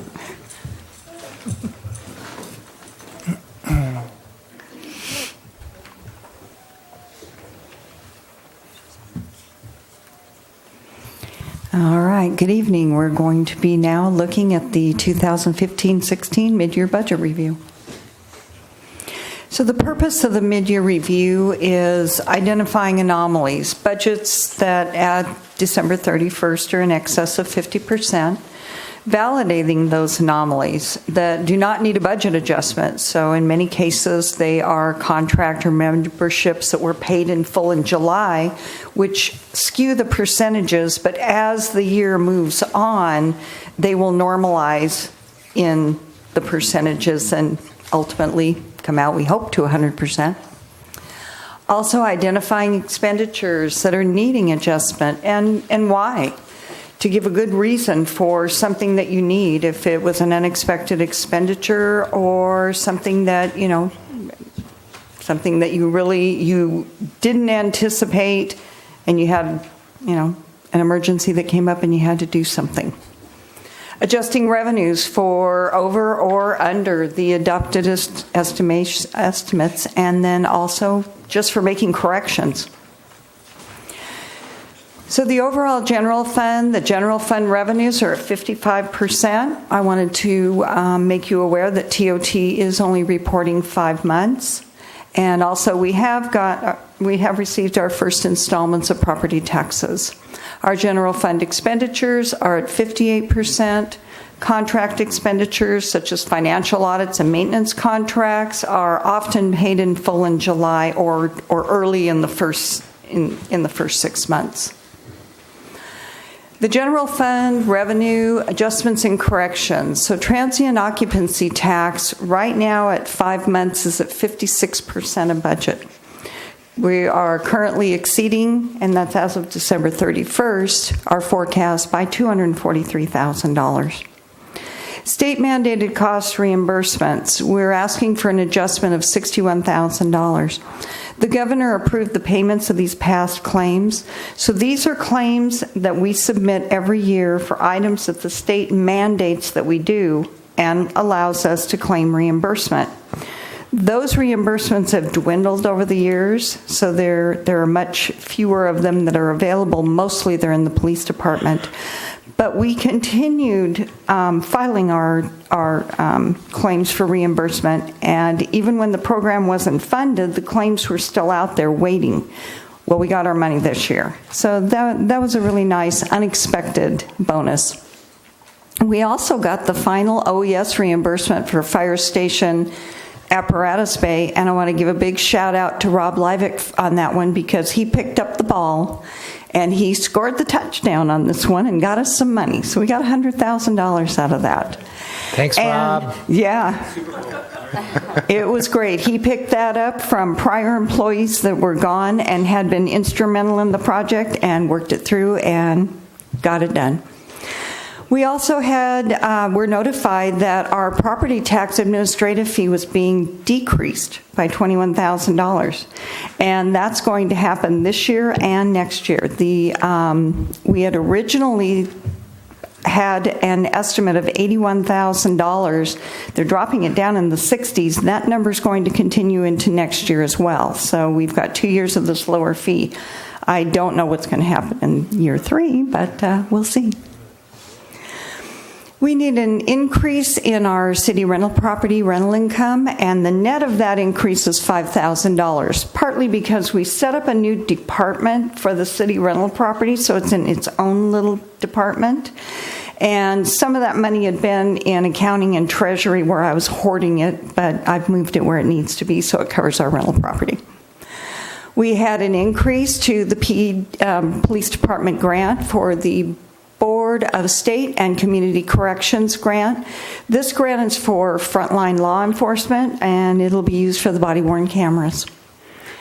We have an increase in the fire department, other public grants for mutual aid reimbursements, $227,000. This is something that I had several questions on, and one question in particular asked me why we don't budget for this. And one of the reasons we don't budget for this is because we don't know what kind of fire season we're going to have. So if we decided to take that money and say, well, gee, next year we'll budget $100,000, and Steve doesn't roll that OES truck, we're short. So we choose not to budget it, primarily because the money that we get back is covering the cost of the overtime that we paid out. So it's really an offset. We do wind up with some extra money. We have an administrative fee that we charge. We get a little extra on that. So it's something that we want to maintain in this status. It's more fiscally prudent not to budget this money. We're requesting an increase in our recreation admin special events, $7,000. That budget was placed in the wrong spot, so it's more of a going to be more of a transfer. And even though I included it in my bottom line, I've since reviewed it from an email that came through from one of our citizens who was discussing rec revenues, and I discovered that it was actually something that needs to be moved. We also have a decrease in our rec program revenue of $12,000. That budget originally was overestimated, and so we are going to be bringing it down to more normal revenue that we get for those programs. We also have an increase in our rec administration rental income of $17,000. That budget was also in the wrong department, so we're going to be making some movement there. So our total revenue adjustments are really $690,000. Our general fund expenditure adjustments, all of our departments are getting an adjustment for the health bank enhancements, and that was $36,000 in the general fund. City Council is, we're looking to add another $500 for the California Coastal Trails Association membership. In the city attorney's budget, we've been using the city attorney a lot because we've been working on a lot of projects, and we're asking for an extra $50,000 for the Alashire Winder contract, and that's based on actual 6 months billings. Additionally, we need an adjustment for some other legal services, and that was primarily the Save the Park litigation, for a total adjustment in that budget of $75,000. Accounting and Treasury, I'm asking for $13,000 for part-time staff to fill in during a pregnancy disability leave. Additionally, $4,500 for an unanticipated GASB 68 actuarial info that we had to pay CalPERS to give us. We were very unhappy about that, actually. And also $3,500 in postage for increased mailings. I don't know which of our general fund departments is the culprit there. I'm suspicious that it's community development. Also, in our city rental property, we need an additional $4,500. Excuse me, my voice is fading. For maintaining rental properties. More of our general fund expenditure adjustments. The police department is asking for an $11,000 increase to spend the BSCC grant that I mentioned earlier. Fire department is looking for $169,000 overtime for their mutual aid responses. Additionally, they'd like $9,000 for some wildland safety and water rescue equipment. Recreation Sports is looking for $20,000 to correct the original underestimated budget. That was a tough one. We made a budget cut, and unfortunately, the benefits were the ones that were cut, and it really skews that number badly. In the Teen Center, this is another one. $1,600 to correct the original underestimated budget. So the total expenditure adjustments, $347,600. So I have some excess revenue, $342,400. And what we would like to propose is that we spend $100,000 of it, which is actually part of the excess TOT, on aesthetic quality of life projects. So we would like to ask if we can spend $60,000 on sidewalk repairs, $10,000 for additional trash cans, $5,000 for 4th of July funding, and also $25,000 to put in reserve for tree trimming. We'd also like to spend the $100,000 of the OES reimbursement, and with that, we are proposing to spend $20,000 on the employee compensation study, $15,000 on the quality of life survey, $50,000 on the capital facility replacement survey, and $15,000 for El Nino storm damage and cleanup costs. So we actually wind up with $142,400 in excess revenue after the adjustments and special spending. And I would just refer you to to attachment A and the second quarter budget performance report for further details on that. To move on to our other funds, we have our Harbor Enterprise Fund that is asking for revenue adjustments of $36,000. They have an increase in their lease and dockage to more robust actual performance, and the total on that is $26,000. They also want an increase in their mooring and slip rentals for the master fee increases that were implemented in July at $10,000. For spending, they'd like to spend $34,000, which will leave them with a $2,000 surplus. To increase part-time wages and benefits for a new administrative clerk, $22,000. This person is going to be assisting with the backlog of administrative duties, and once that backlog gets cleared up, work towards as needed or as the budget allows, possibly even looking into succession planning for potential retirees. Additionally, they'd like an increase in their benefits for health bank enhancements of $4,000, an increase for unanticipated costs for firefighting gear, $2,000, and the firefighting gear is related to the SCBAs that the fire department so graciously gave them, plus changing out their uniforms because right now their uniforms are polyester, which apparently catch on fire, and turn them into cotton. We're looking for an increase for the replacement of the propeller for Patrol Vessel 64 at $13,000. They originally had purchased a dual propeller, and they have found that's very ineffective. They want to get a single propeller, single prop. A decrease in the financial audits, which are not scheduled for this fiscal year. They would like to lower that budget by $10,000. They'd also like to use $15,000 in their contract services for the RRM promenade study instead of using it for the fish cleaning station, which they are asking in a later slide to transfer over into capital projects and use some of their accumulation money for that. And also an increase for the contribution they made to the Harbor Fest of $3,000. The other funds that are asking for very minor increases. We have the increased benefits for the health bank enhancements for water, sewer, wastewater, the Information Technology Internal Service Fund, and also Risk Management for a total of $6,000. The increase, they would like to increase the budget in the Information Technology Internal Service Fund for the cost of new technology and the waste website upgrade. There is cash in the fund from seed money that we put in there at the beginning of the year that will continue to be put in as a normal transfer from the general fund. And this is going to be $69,000. And the new technology that we purchased was Microsoft 360, and so it's a very expensive maintenance contract for that.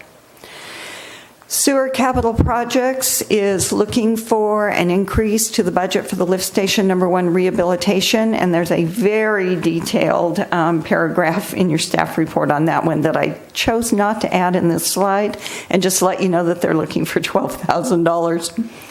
We also have an increase in the Harbor Capital Projects budget for the fish cleaning station that I just mentioned at $25,000. That'll come out of the Harbor Accumulation Fund. So the total other expense adjustments are $112,000. Those are all either being funded by their operating budgets or their accumulation funds. And with that, I think I'm ready to talk a little bit about the portfolio very, very briefly. So the portfolio as of December 31st, our yield is higher than the Local Agency Investment Fund, or LAIF, by 21 basis points. LAIF is currently at 0.37%. The portfolio is 0.85%.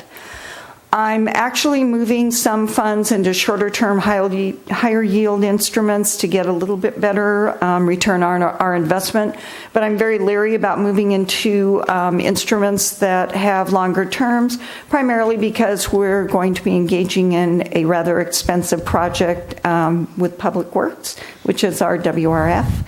And I would like to retain as much money as we can to do some bridge financing so that maybe we don't actually have to go out and pay for money if we've got it, and our earnings, as you can see, are not that great. And additionally, contract services expenditures as of December 31, 2015 was included in your packet. And I'm not going into any detail there because you may have questions on that.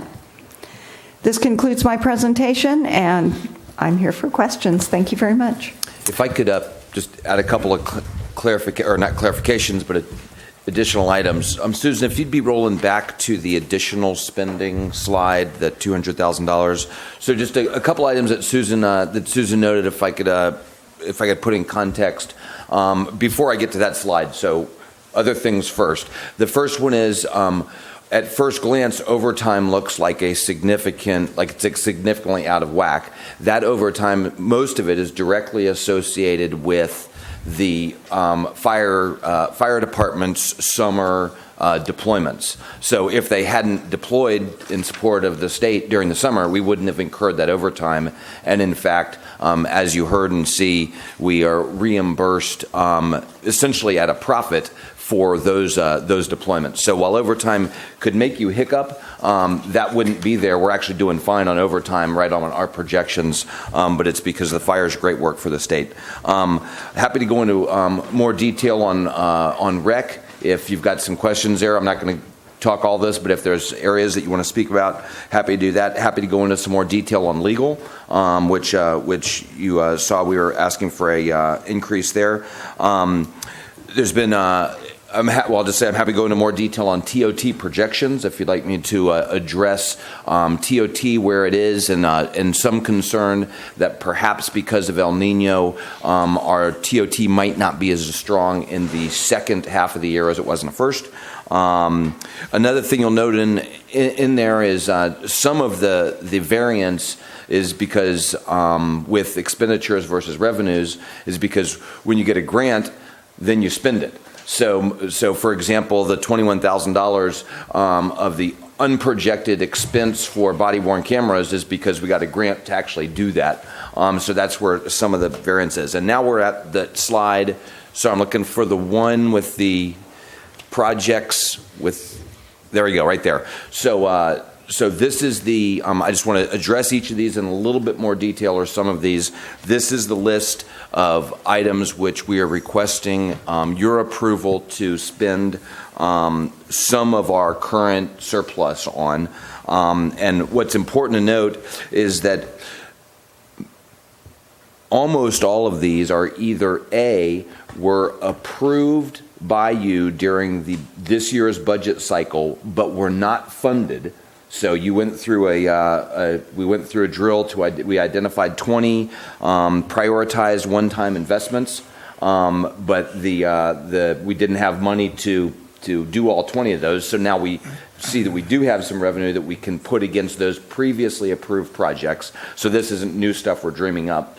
Or these things are items that we're going to hear about in two more agenda items that are on our 2016-17 goals and objectives, and we can essentially get started on some of those. So, for example, sidewalk repairs was number 15 on your one-time investment list that was previously approved. We actually wanted to do $100,000. We've got $60,000 to do.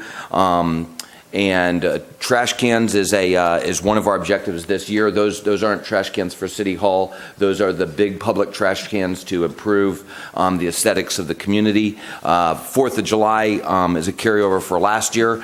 We think we want to do it again this year. And in fact, that's on our objectives as well. Reserve for tree trimming, we would go execute that today, except it's bird nesting season. But this will allow us to get ready, so as soon as bird nesting season is complete, we can start that tree trimming, and that is one of our objectives for this coming year, to do more tree trimming for aesthetics in the community. You'll note each of those really relates to aesthetics and quality of life, and thus we think using some of the surplus TOT is appropriate for those things. The employee compensation study is one of our objectives this year that hopefully will be approved. The quality of life survey was approved by you as number 20 on the one-time investment list, but was not able to be funded so far this year. We're asking to do that. Same with the capital facility replacement survey, which is a big number. That was number 14 on your list, and that's it's a very important item for us to understand what the life expectancy of all of our facilities are, what the major maintenance is to get us to that life expectancy, and then for us to be able to budget essentially funded depreciation, to know how much money we should be putting away each year to pay for that major maintenance and pay for capital replacement. We don't know what those numbers are right now. And in fact, we learned this week that the county is just starting to do exactly the same thing. So they are gonna hire a firm to do exactly the same thing, because they don't know what they've got either, and they want to start doing funded depreciation. And El Nino storm damage, we spent some of our tree money so far this year that was supposed to be for aesthetic tree trimming on storm damage, and we expect some more storms. And so putting some of this aside to be able for storms will also help us keep doing our aesthetic tree trimming. And with that, we'll turn it over to you. Great, thanks for that. And so we'll go in through questions, and then following questions, we'll open it up for public comment and bring it back for discussion. And John, you want to start us off with questions? So thank you, Susan, for the presentation, and thank you, Mr. Buckingham, for your overview as well. I won't belabor you with the multiplicity of questions that I sent to Susan, and she responded to me, and I appreciate that. And so I have the answers to those questions that I have. 3 questions that remain that are what I consider to be significant issues that maybe you could give us further insight into, either of you. The first is TOT. The TOT number for December did come in, and it was $141,150. And my concern is that if you look at macroeconomic indicators in terms of what's going on right now nationally, with oil, what's happening in Europe, the continuation of quantitative easing by the Fed, the China issue concerns me about the possibility of losing foreign travel as a result of that. Even though gasoline prices are low right now, some of the economic indicators are beginning to turn. Certainly, if you're in the stock market, you know what's going on with that right now. So you're hearing from those that are in the know the nasty word, are we beginning a recession? And so the concern I have is that it appears that we may be moving towards a decline in disposable income and with the possibility of over the next 6 months, a decrease in utilization of our hotels and a decrease in TOT tax. Could you comment on that and give me your perspective locally? Absolutely, and I think primarily related to this request to spend $100,000 of currently surplus TOT in case things turn down over the next 6 months. That's what I anticipate your primary concern is. Yeah, so you got it. Okay, so because I share the concern about the next year and the years ahead, and in fact our budget forecast we have forecasted for a potential recession. So I don't want to discount that at all. So what I'm speaking specifically about the current year and really about the next 5 months, because there's only 5 TOT months left in this year. So as of the end of November, 5 months through our fiscal year, TOT was ahead $250,000. So revenues were $250,000-ish ahead of our projection. That's 17% ahead of our forecasted revenues. You'll note that we are not being, I'd like to think, fiscally conservative and responsible. We are not asking to spend all $250 of those $1,000 right now. We're asking consideration to spend 100 of that 250, leaving 150 as a buffer. So over the first 5 months of the year, we were ahead 17% of revenues. In TOT, of our forecasted revenues. In order for us to burn through the $150,000 that we're asking not to spend, in other words, in order to run into a problem at the end of this year and not have sufficient TOT revenue, not meet our revenue target, even after we spend this $100,000, we would have to perform 10% below our revenue projection. So in other words, we were plus 17% in the first 5 months of the year, and now in the last 5 months of the year, we would have to be 10% below, or a 27% change. We don't see indicators of a 27% flip over the next 5 months. Even with the good weather, the gas, the potential financial concerns macroeconomically, I think I'm confident that we'll be able to perform at least what our projected revenues were, or even 5% below our projected revenues. I forgot to ask Susan, what was the budget for TOT for December? The budget. Just for that 1 month. The budget for TOT, the total budget for the year, was $2,871,253. And so for, what do you do? Divide by 12, and do you do it? Is that your assumption monthly? I know when you do your budget, it's cash. It's a cash basis, yeah. So you're looking at half. So we got 141.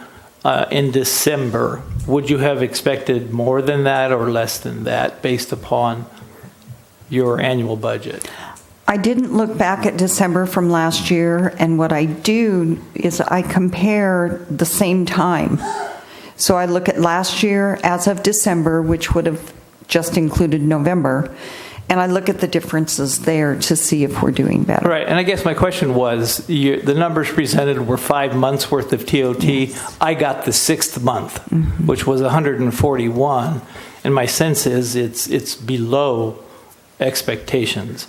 And I'm concerned about the next 6 months, and that was the question. Just the concern that we may not achieve the revenue budget that we've set out because of those macro indicators that I talked about. And you know, we can talk all night about whether that might or might not happen. That's my concern. Number 2 is a question on the rec department and revenues. If you could cover that, because right now I see about $1 million shortfall in revenues potentially for the rec department. And what's up? As Susan turns to the budget chart, I'd be very surprised if there's $1 million shortfall in rec revenues. But the as I so annualized.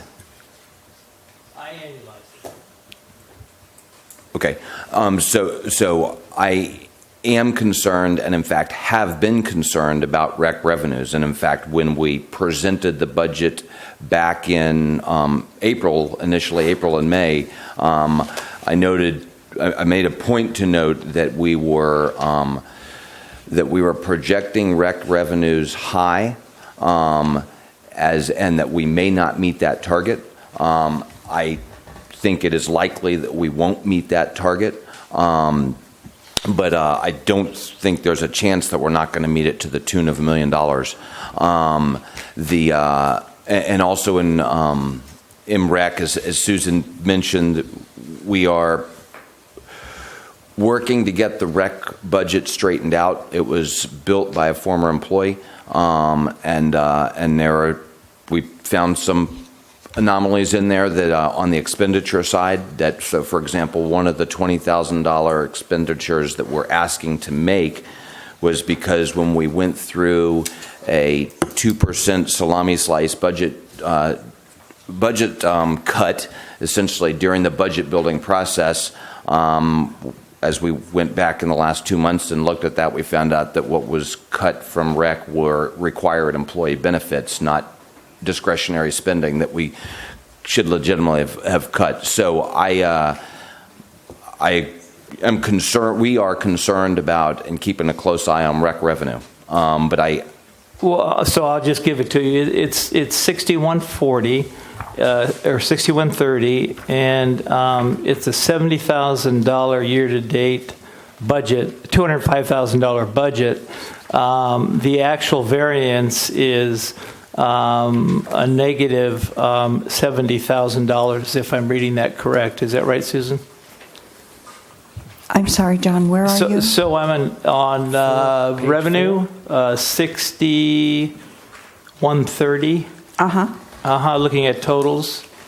Amount budgeted, 205,000. Year-to-date transactions, 70,000.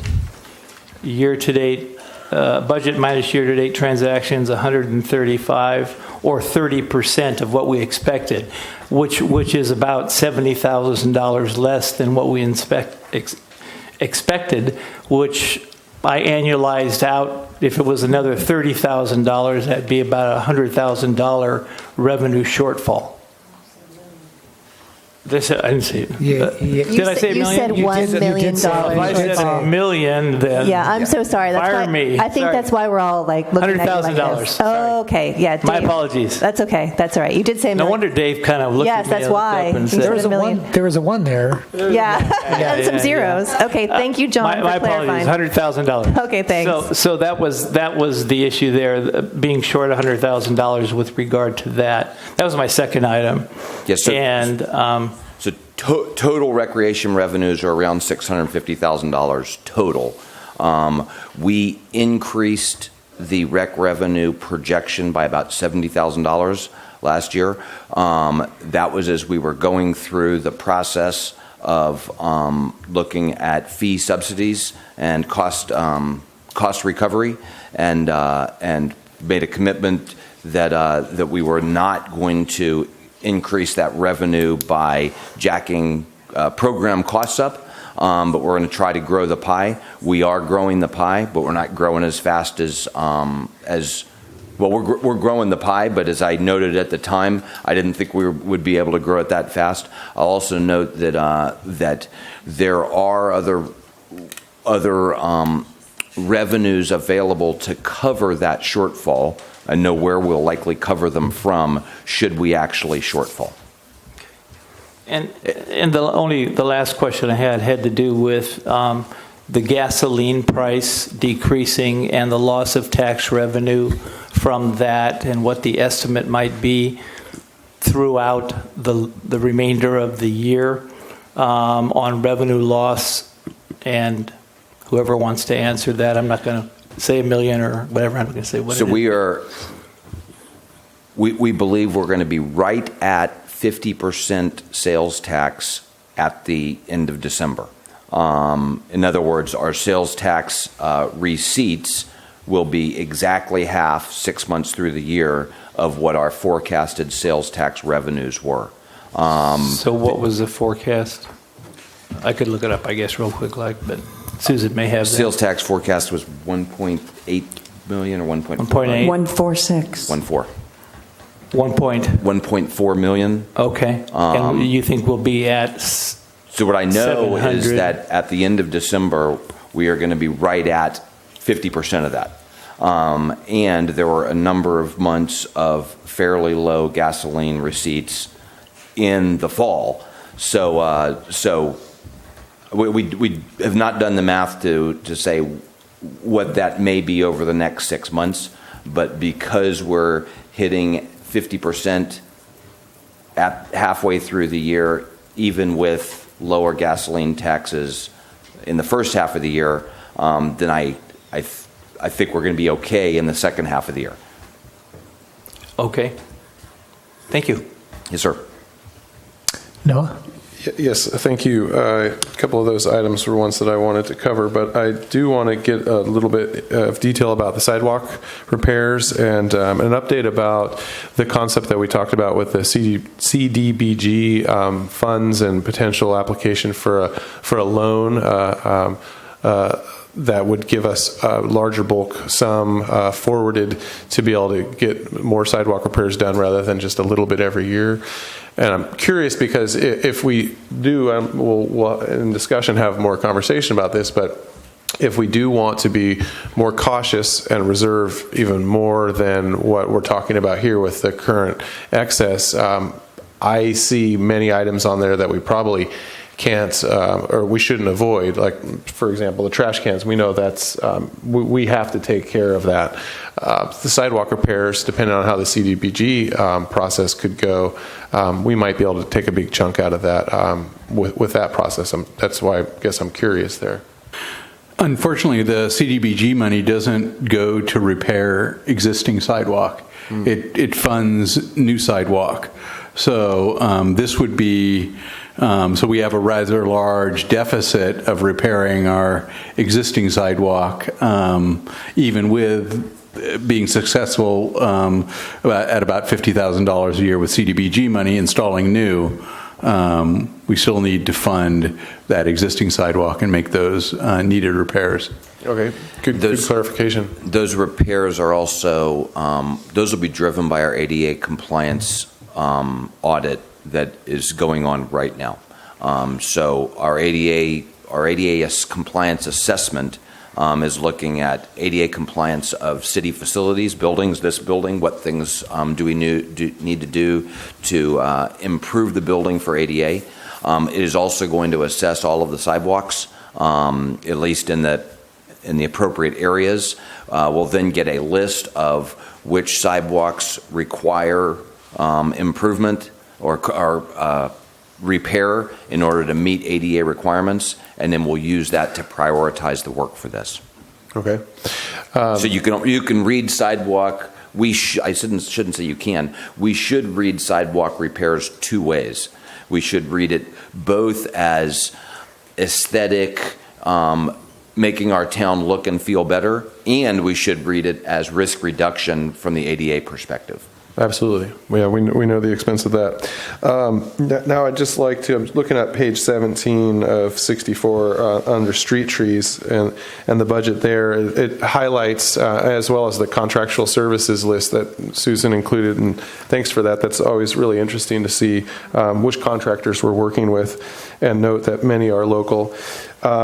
But just there on line item, I believe it's contractual services 6106, you can see that, and just by looking around town and noticing the wind damage and the amount of concern that we've heard from businesses about street trees, how quickly we've gone through this year's budget. So I guess I can understand the need to add some more funds there, knowing that we still have some time in winter to go. I'm curious to know, do you see with those additional funds some opportunity for some tree planting as well, considering how much of the budget we've already used with the urban forest management plan, and being able to still maintain the existing forest but try to revitalize the forest as well? We could. Certainly open to that. Think about the objectives for the upcoming year. One of the objectives is to, if approved, to increase the frequency of street tree trimming. There is money in the base budget already, $30,000 as you just pointed out, for street tree trimming, and money for tree planting. This is essentially requesting a supplement to that on the tree trimming side. We did not request a supplement on the tree planting side, but there are funds in the base budget to do tree planting this year and next year and years ahead. Okay, good. I wanted to make sure that we hadn't got so far into the budget because of all the activity with tree work that we had displaced some of the modest amount of funding for planting, which a lot of times is volunteer driven. Just want to add that tree planting, it pales in comparison to wind damage tree removal. We're talking to buy a tree and plant it, maybe a couple $100. To remove a fallen large tree, we're talking a few $1,000s. Yeah. So the existing budget can absorb tree planting, probably can't absorb too many downed large trees. Yeah, I understand. So last question then, with the trash cans, when we talk about trash cans, we also are talking about pairing those with recycling options as well? Yes. Okay, great. Those are my questions. Okay, thanks. Matt? Dave, I guess, Dave and or Susan, this question directed to you. In terms of moving forward, in terms of TOT taxes, looking at these revenues coming in, and you're saying over this fiscal year using half of what is projected for these various needs and expenditures, how quick or because listening to the hoteliers as I've been the last few weeks, they're like, the prognosis here perhaps is not necessarily the great. How quick is reaction time in terms of these, if these revenues come in below, can we stop this money going out? Are we looking at a quarterly basis, or is it all half year? It's a great question. So actually, the $25,000 in reserve for tree trimming, planting season ends on the 1st of July? On June 30th is when all the birds leave. Right. So we can't spend that $25,000 until the 1st of July. So there's 1/4 of that $100,000 that we're going to be ready to execute. But if the economy, if the TOT turns, then we just simply won't do that. There's a good example. No, the reason I ask that is we're going to have people asking these same questions going, right, this can't go on forever, especially when we talk about our 10-year forecast and this proposed or, hopefully in concept 2017 recession if it comes earlier. So that's just so folks can see that you are paying attention to it. Thanks, that's it. Great. Christine. Okay, great, thanks. Looking at the clock, and I know we're still on. Are we really still on C1? Yep. Oh my goodness. Okay. I would like to talk about legal costs. I think that my colleagues have done a good job of going through the list of revenue adjustments and our TOT risk. I will say though, we're in questions. I'll save that for my comment. Legal costs, we're asking for an additional bump up. Could we get some analysis on legal costs as we are using A&W now? We're seeing some patterns there. And then can we get some analysis on how does current use of Alshire and Winder's contract compare with our past practice of having a full-time city attorney and additionally hiring outside legal? Do you have some numbers on that? Sure, thanks. So first on legal, I'll say that from my perspective, we're getting exceptional service from Alshire and Winder. Not just from the young gentleman sitting behind me. And this goes to one of my additional points here, but Joe represents really the tip of the iceberg on a large and professional firm that has expertise in that firm in many different areas. That is almost all good, except on a point I'll make here in a second. There is a caution there. So there are three areas affecting legal costs.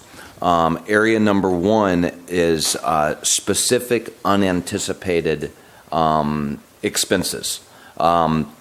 So, for example, Save the Park litigation was $24,000 this year. Ridgeway is $12,000. The purchase of the Saltwasser property, actually we should include that in the purchase price, is $14,000 for the legal work to do that.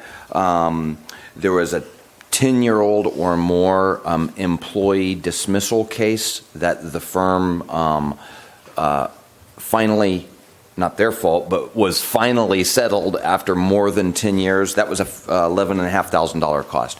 So there are a number of, and there's more. There's marijuana legislation this year. There was the grand jury code enforcement.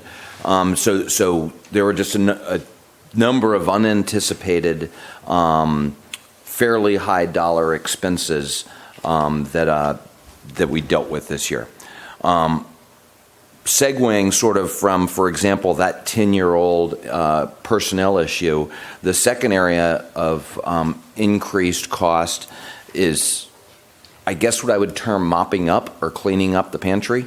Joe and his firm are in a measured and directed manner helping us go through our existing ordinances and our policies and putting a fresh and current legal view on those to make sure they're correct. So, for example, several months ago, they reviewed the council policies and procedures and identified a number of things in our council policies and procedures that have been developed over 30 years that did not meet current legal requirements. And you all went through a process several months ago and updated your policies and procedures. So we're using Joe and his firm on a measured basis to look back at many of the things that are sort of in the closet and make sure that they are legally appropriate. The third area that is a caution, frankly, for all of us, is that Alshire & Winder, as I said, is an exceptional firm, and they have lots of capacity, which means almost any time I throw something to Mr. Pannoni and say, hey, can you work on this? He can, because he's got somebody who's an expert in that, whether it's personnel law or environmental law or something. So if you have that, and they can simply perform. Every time I pick up the phone and call, every time somebody sends an email, every time a resident copies him on an email, they're able to perform at a very high level.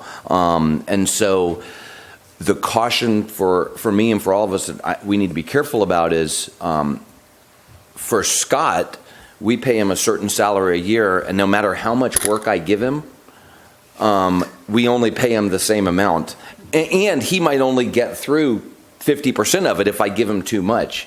I've got to be careful because Joe's firm is deep enough that if we keep throwing work at them, they're able to do it and do it and do it. And so, but that said, that's frankly a long-winded comment on the least important part of this. Most of the costs were from some of those specific projects and from some of the mopping up work. You asked a specific question about Alsham Winder and external counsel. So in 2014, the city paid $140,000, $139,000, $134,000 for outside counsel. In 2015, that was $40,000. So from 140 down to 40. So one reason we see the line item for Alsham Winder increased compared to, for example, an in-house attorney is because their firm is producing 3.5 times doing 3.5 times of what was our outside counsel requirement. Right. So I just wanted to make sure when I asked the question about breaking down costs from the past several years, and it's really hard to know how we're using A&W until we have some baseline, and now we have a few years. I would say, that's a question. It's not a question. Okay, great. And then the only other question I had that hasn't really been covered, just remind us it's my question from the Harbor Fund Debt Service. I know that it was mentioned, and Susan explained it to me, but I'd like just for her to respond. Just remind us what that Harbor Fund Debt Service is for. It was page 2 on the staff report. Sure, thank you. The Harbor Debt Service was a 1996 loan that was taken out to do some extensive repairs to our South T Pier that burned. And the loan is going to be paid off in 2021. We'll make our last payment on it August 1st, 2021, and then it will be done. It was a $2 million loan, I believe, 4.75%. So it was, it will be paid off real soon. Okay, great. Thanks. Those are the only questions. Great. Thank you. First of all, thanks to Mr. Buckingham, Ms. Slayton for meeting with me and going through all my questions, and try to be as brief as we can. I have one question. We went through a process through our budgeting last year with management partners and strategizing through some of the comments about 2017 possible recession, and part of that was changing the way our emergency reserve was. And we're going to be increasing that reserve every year. So have we met our reserve target for this year? We have. Okay. So so in our reserve right now, we're at the target we needed to be at the end of this year. Great. So truly, then the 142,000 is truly above and beyond. So we're good on everything. We've got 142 kind of in the balance there, just as a cushion. That's correct. And a moment ago, I actually said if rec revenues are an issue, and you'll recall we increased them $70,000, and just to put that in perspective on what did I say, 650. So we increased them about 10%. If we have a problem there, the $100,000 OES refund. That was actually a $180,000 refund. And so we have $180,000 in the bank, but we are being super careful. There is a slim outside chance that the state might come back and ask for a small reimbursement from that. We don't think that's going to happen, but I wanted to be careful. And so just like the TOT, we didn't ask to spend $180,000 of that $180,000 reimbursement. We asked to spend $100,000, and then at the end of the year, we will, as we go through the budget, as we balance the budget, so to speak, we'll know if we had to pay any of that back, sort of admin fees or not. Okay. And comment about mutual aid. Obviously, we don't budget for that. That was clarified. But, in our previous afternoon conversation on that, just wondering if we can just add a mutual aid line item. Doesn't mean we budget for it, but it separates what our overtime is for what our mutual aid is, and maybe that would help some clarity on that. And And then just wondered if you can comment on page 23 of 64. Just want a clarification on our adopted budget for revenues and expenses. And then there's basically $185,000. And Ms. Layton, you and I talked about that. I just wonder if you can clarify our revenue budget of 11.6 and then for general fund, and then expenses at 12.2. If you could just talk about that to make sure that we all understand where we're at on that. So I'm gonna try to answer that one. Thanks. To try to keep it not in too financialese. Yeah. And if I get tripped up, then I'll ask Susan to help me. But I wanted to make sure I understood this. And so first, if you're looking on page 23 of 64, while the adopted budget shows 11.6 in revenue and 12.2 in expenses, you'll notice there's an immediate budget amendment, and then so we should really be looking at the amended budget there, which was essentially amended immediately. It was a input. A thing inputting into the system. So the budget that you adopted, that I've got right here, is under the amended budget line here. So what you adopted was a budget that said 12,051 in revenue and 12,236 in expenses. And yes, that shows that budget is $185,000 upside down. What we plan for a 3% vacancy rate. That is 3% of our positions will be unfilled through the year, or 3% of our total salary does not have to be paid during the year because an employee retires and it takes us a few months to hire a new employee. We don't, however, in this expense line, what it shows here is as if there was no vacancy rate, even though we plan and we budget based on a vacancy rate.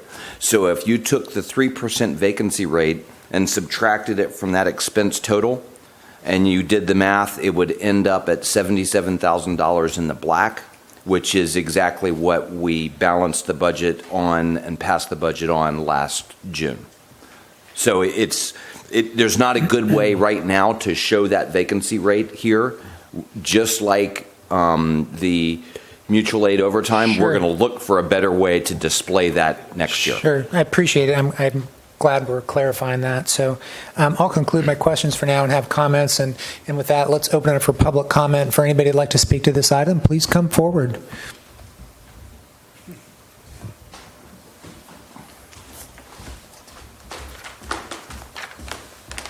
Erica Crawford with the Chamber. I'm sorry, I'll keep it brief. I know it's been 2.5 hours since a break. Just looking at that quality of life survey and bigger picture understanding that economic development can develop, alongside community development, the Chamber would love to be involved in that kind of a thing, engaging our local business community to see what kind of services they can provide to the people who are supporting them. So thanks. Great. Thanks, Erica. Anybody else? Seeing none, I'll close public comment and bring it back to council for comments and deliberation. Pardon me, I'm losing my voice a little bit. So, Christine, will you start us off? Thanks. Okay. Just a few things I wanted just to comment on. Overall, I think that we've received a great report that lets us know very fairly where we are. I respect that our Citizen Advisory Board also is passing this on to us with a recommendation that we also pass it. So I want to just, appreciate that whole other how many eyes is that total that looked at it? 10 extra eyes looking at it, at least. So I appreciate that they took the time to do it as we are doing it here too.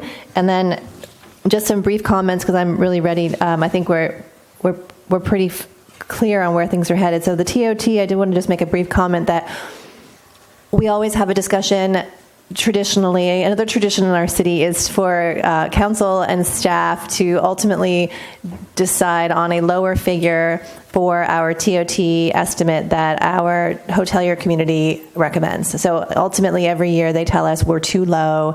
We tend to maybe bump it up a bit, but not much more from staff recommendation. So, this year I think the last 2 years we've been a little bit more free and we've gone a little bit higher, but certainly never to the point where the tourism marketing community has suggested we go. So given that I've had that experience of being lobbied to go higher, and also being lobbied on the staff side not to go higher, I feel that I think that where we stand today, given the explanations we've heard from everyone, I feel pretty confident that we are, usually consistently under budget from what the performance will end up being. So just wanted to make that comment, that I think that's what makes it work, is all of those inputs together, hearing those voices in the community saying, we can do better than that, and you should trust us, and we do, but yet it's a risky business sometimes, and we have to keep the municipality rolling. So I would just wanted to make that comment that I think we're okay there on taking $100,000. And I would also say, in terms of the things we're spending it on,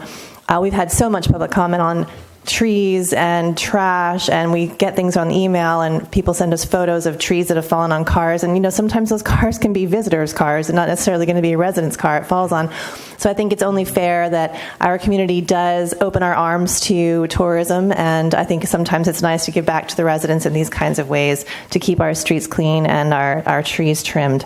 So I do support. Actually, I do support those revenue adjustments there on those. Legal, the one caution we always have with legal is if something is unanticipated this year, does it become normal next year? And then are we just constantly bumping up what was, unanticipated? I would say that I don't feel that way. I think that Alisher and Winder is, when we went through and hired them, I think we looked at a dozen firms, at least a dozen, probably 11 or 12 or 13. And the one thing that we all said at the time was how well they responded and how their budgeting reflected small communities. They deal with very small cities, our size, urban cities, a little challenged in ways we're not necessarily challenged. So they were really fair about cost. So I think we're getting a good value for our expertise there. And I think that, all of us, including council, just, keep in mind that, it's like the meter's running basically on legal, and that's okay to have it that way. You need the best experience.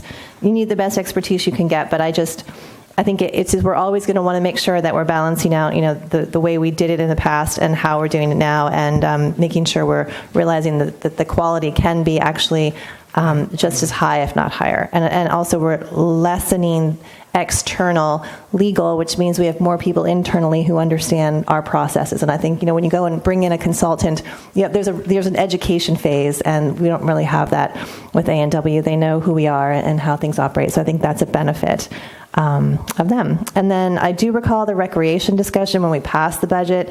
I remember the city manager telling us how aggressive he thought that target was for rec. So we're seeing, we should all be very hopeful that we might get it, but clearly it sounds like we've got a plan if we don't. And at this point, I did want to make another comment. Under the proposed spending for the OES, the only thing that we didn't talk about, two of the four that we didn't anticipate were the El Nino storm damage. So that's something that we hadn't discussed before. And then the employee compensation study has come up recently, which I think at some point we may have discussed, that we've supported doing that as a benefit to our employees, so we can ensure that we're compensating people properly, so we can have good morale and give people an opportunity here to progress. The other two, though, we did talk about extensively when we went through our budget initially. So I'm able to feel comfortable where we are right now based on those discussions and that priority we had. And I just want to say, it would be really fun, wouldn't it, to throw $200,000 into streets and say, let's just do some more streets. But I guess, Mr. Levick, if you could respond to, if we were going to add another $200,000 to streets right now at this moment, mobilization cost of that, how would that balance out?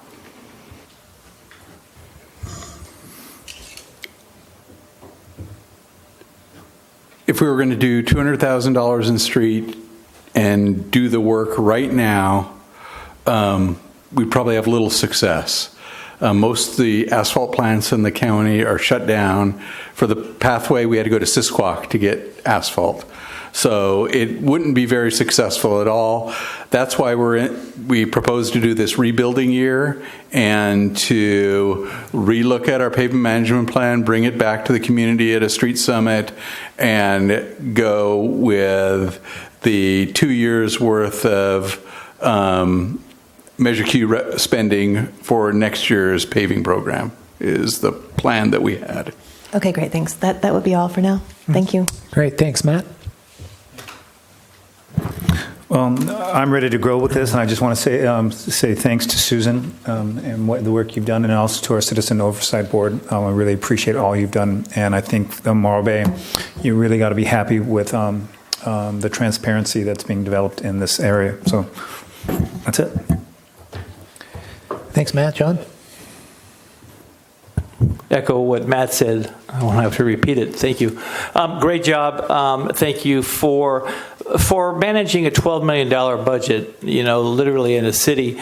I just want to say, from a financial standpoint, we really do not know where we are, because this is a cash basis system. And so there are expenditures that will come up that will be late in the year that happen. And unfortunately, unlike an accrual basis, you just don't know from month to month where you are. However, I want to say this. I think we have managed the resources that are scarce that we have very well. I believe that we've done that. I have some real cautions and concerns about where TOT might be headed. With regard to the future, and it may not happen in the next 6 months, and I understand the way we budget it, and we always under budget it, and we're conservative, and that's good. But that might be a $100,000 issue with regard to this midterm change. I am concerned about sales tax. It's a significant issue. Gas in the United States today is at $1.44. Even less than when some of these numbers were done, and the projections are even for it to go lower.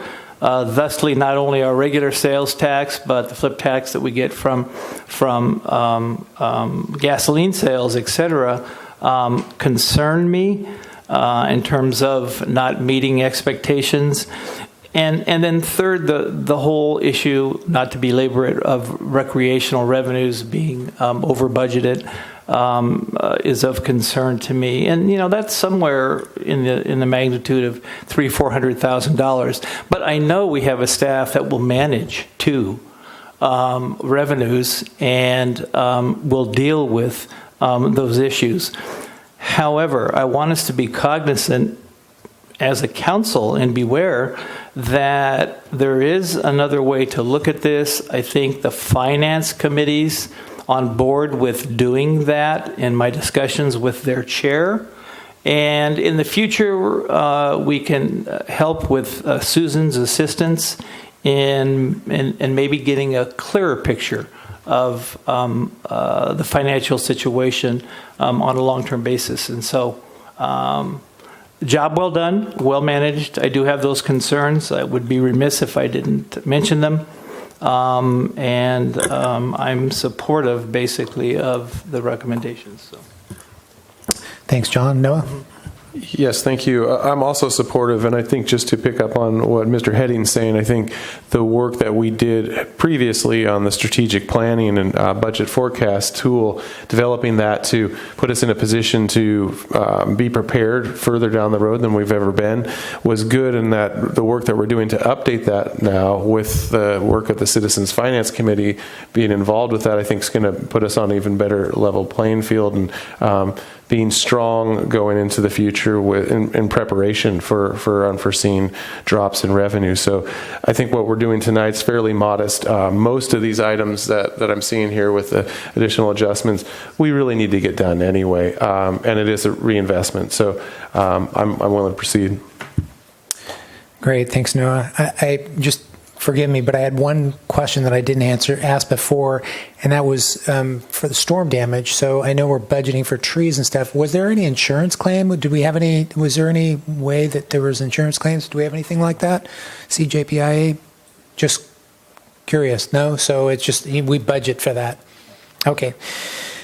I appreciate everybody's comments. It seems like everybody had a really great view on all their concerns. Some, I think some of us shared and were able to convey that. When we talk about, I'll just reiterate some points: the sidewalk and trash can. expenditure that we're talking about. Some of the comments that I've received both through our tourism sector, how are we investing in our product? And I think that's one. We have to invest in our product, and I just wanted to speak to that because that's one of the things that we do. So I just want to recognize that. And also just reinforce some comments on legal services and expenses. I think we've been doing a great job on that. Joe, thanks for your services there. But really, a matter of being quickly, responding quickly to things. I think is, that's hard to put a price tag on that. It seems like there may be some line items there, but we're addressing things quickly and efficiently. So I appreciate that. Appreciate our staff report and the presentation that we've had. I'm supportive of all the adjustments, and I'm ready to take a motion. So I would move that Council adopt resolution number 05-16, which authorizes the mid-year budget amendments, as well as accept the Citizens Oversight Finance Advisory Committee report. Second. So we have a motion by Councilmember Johnson, second by Councilmember Heading. Any further discussion? Seeing none, all in favor say aye. Aye. Opposed? None. Motion carries 5-0. Can we have a short break, and we'll be right back in 5 minutes? Thank you.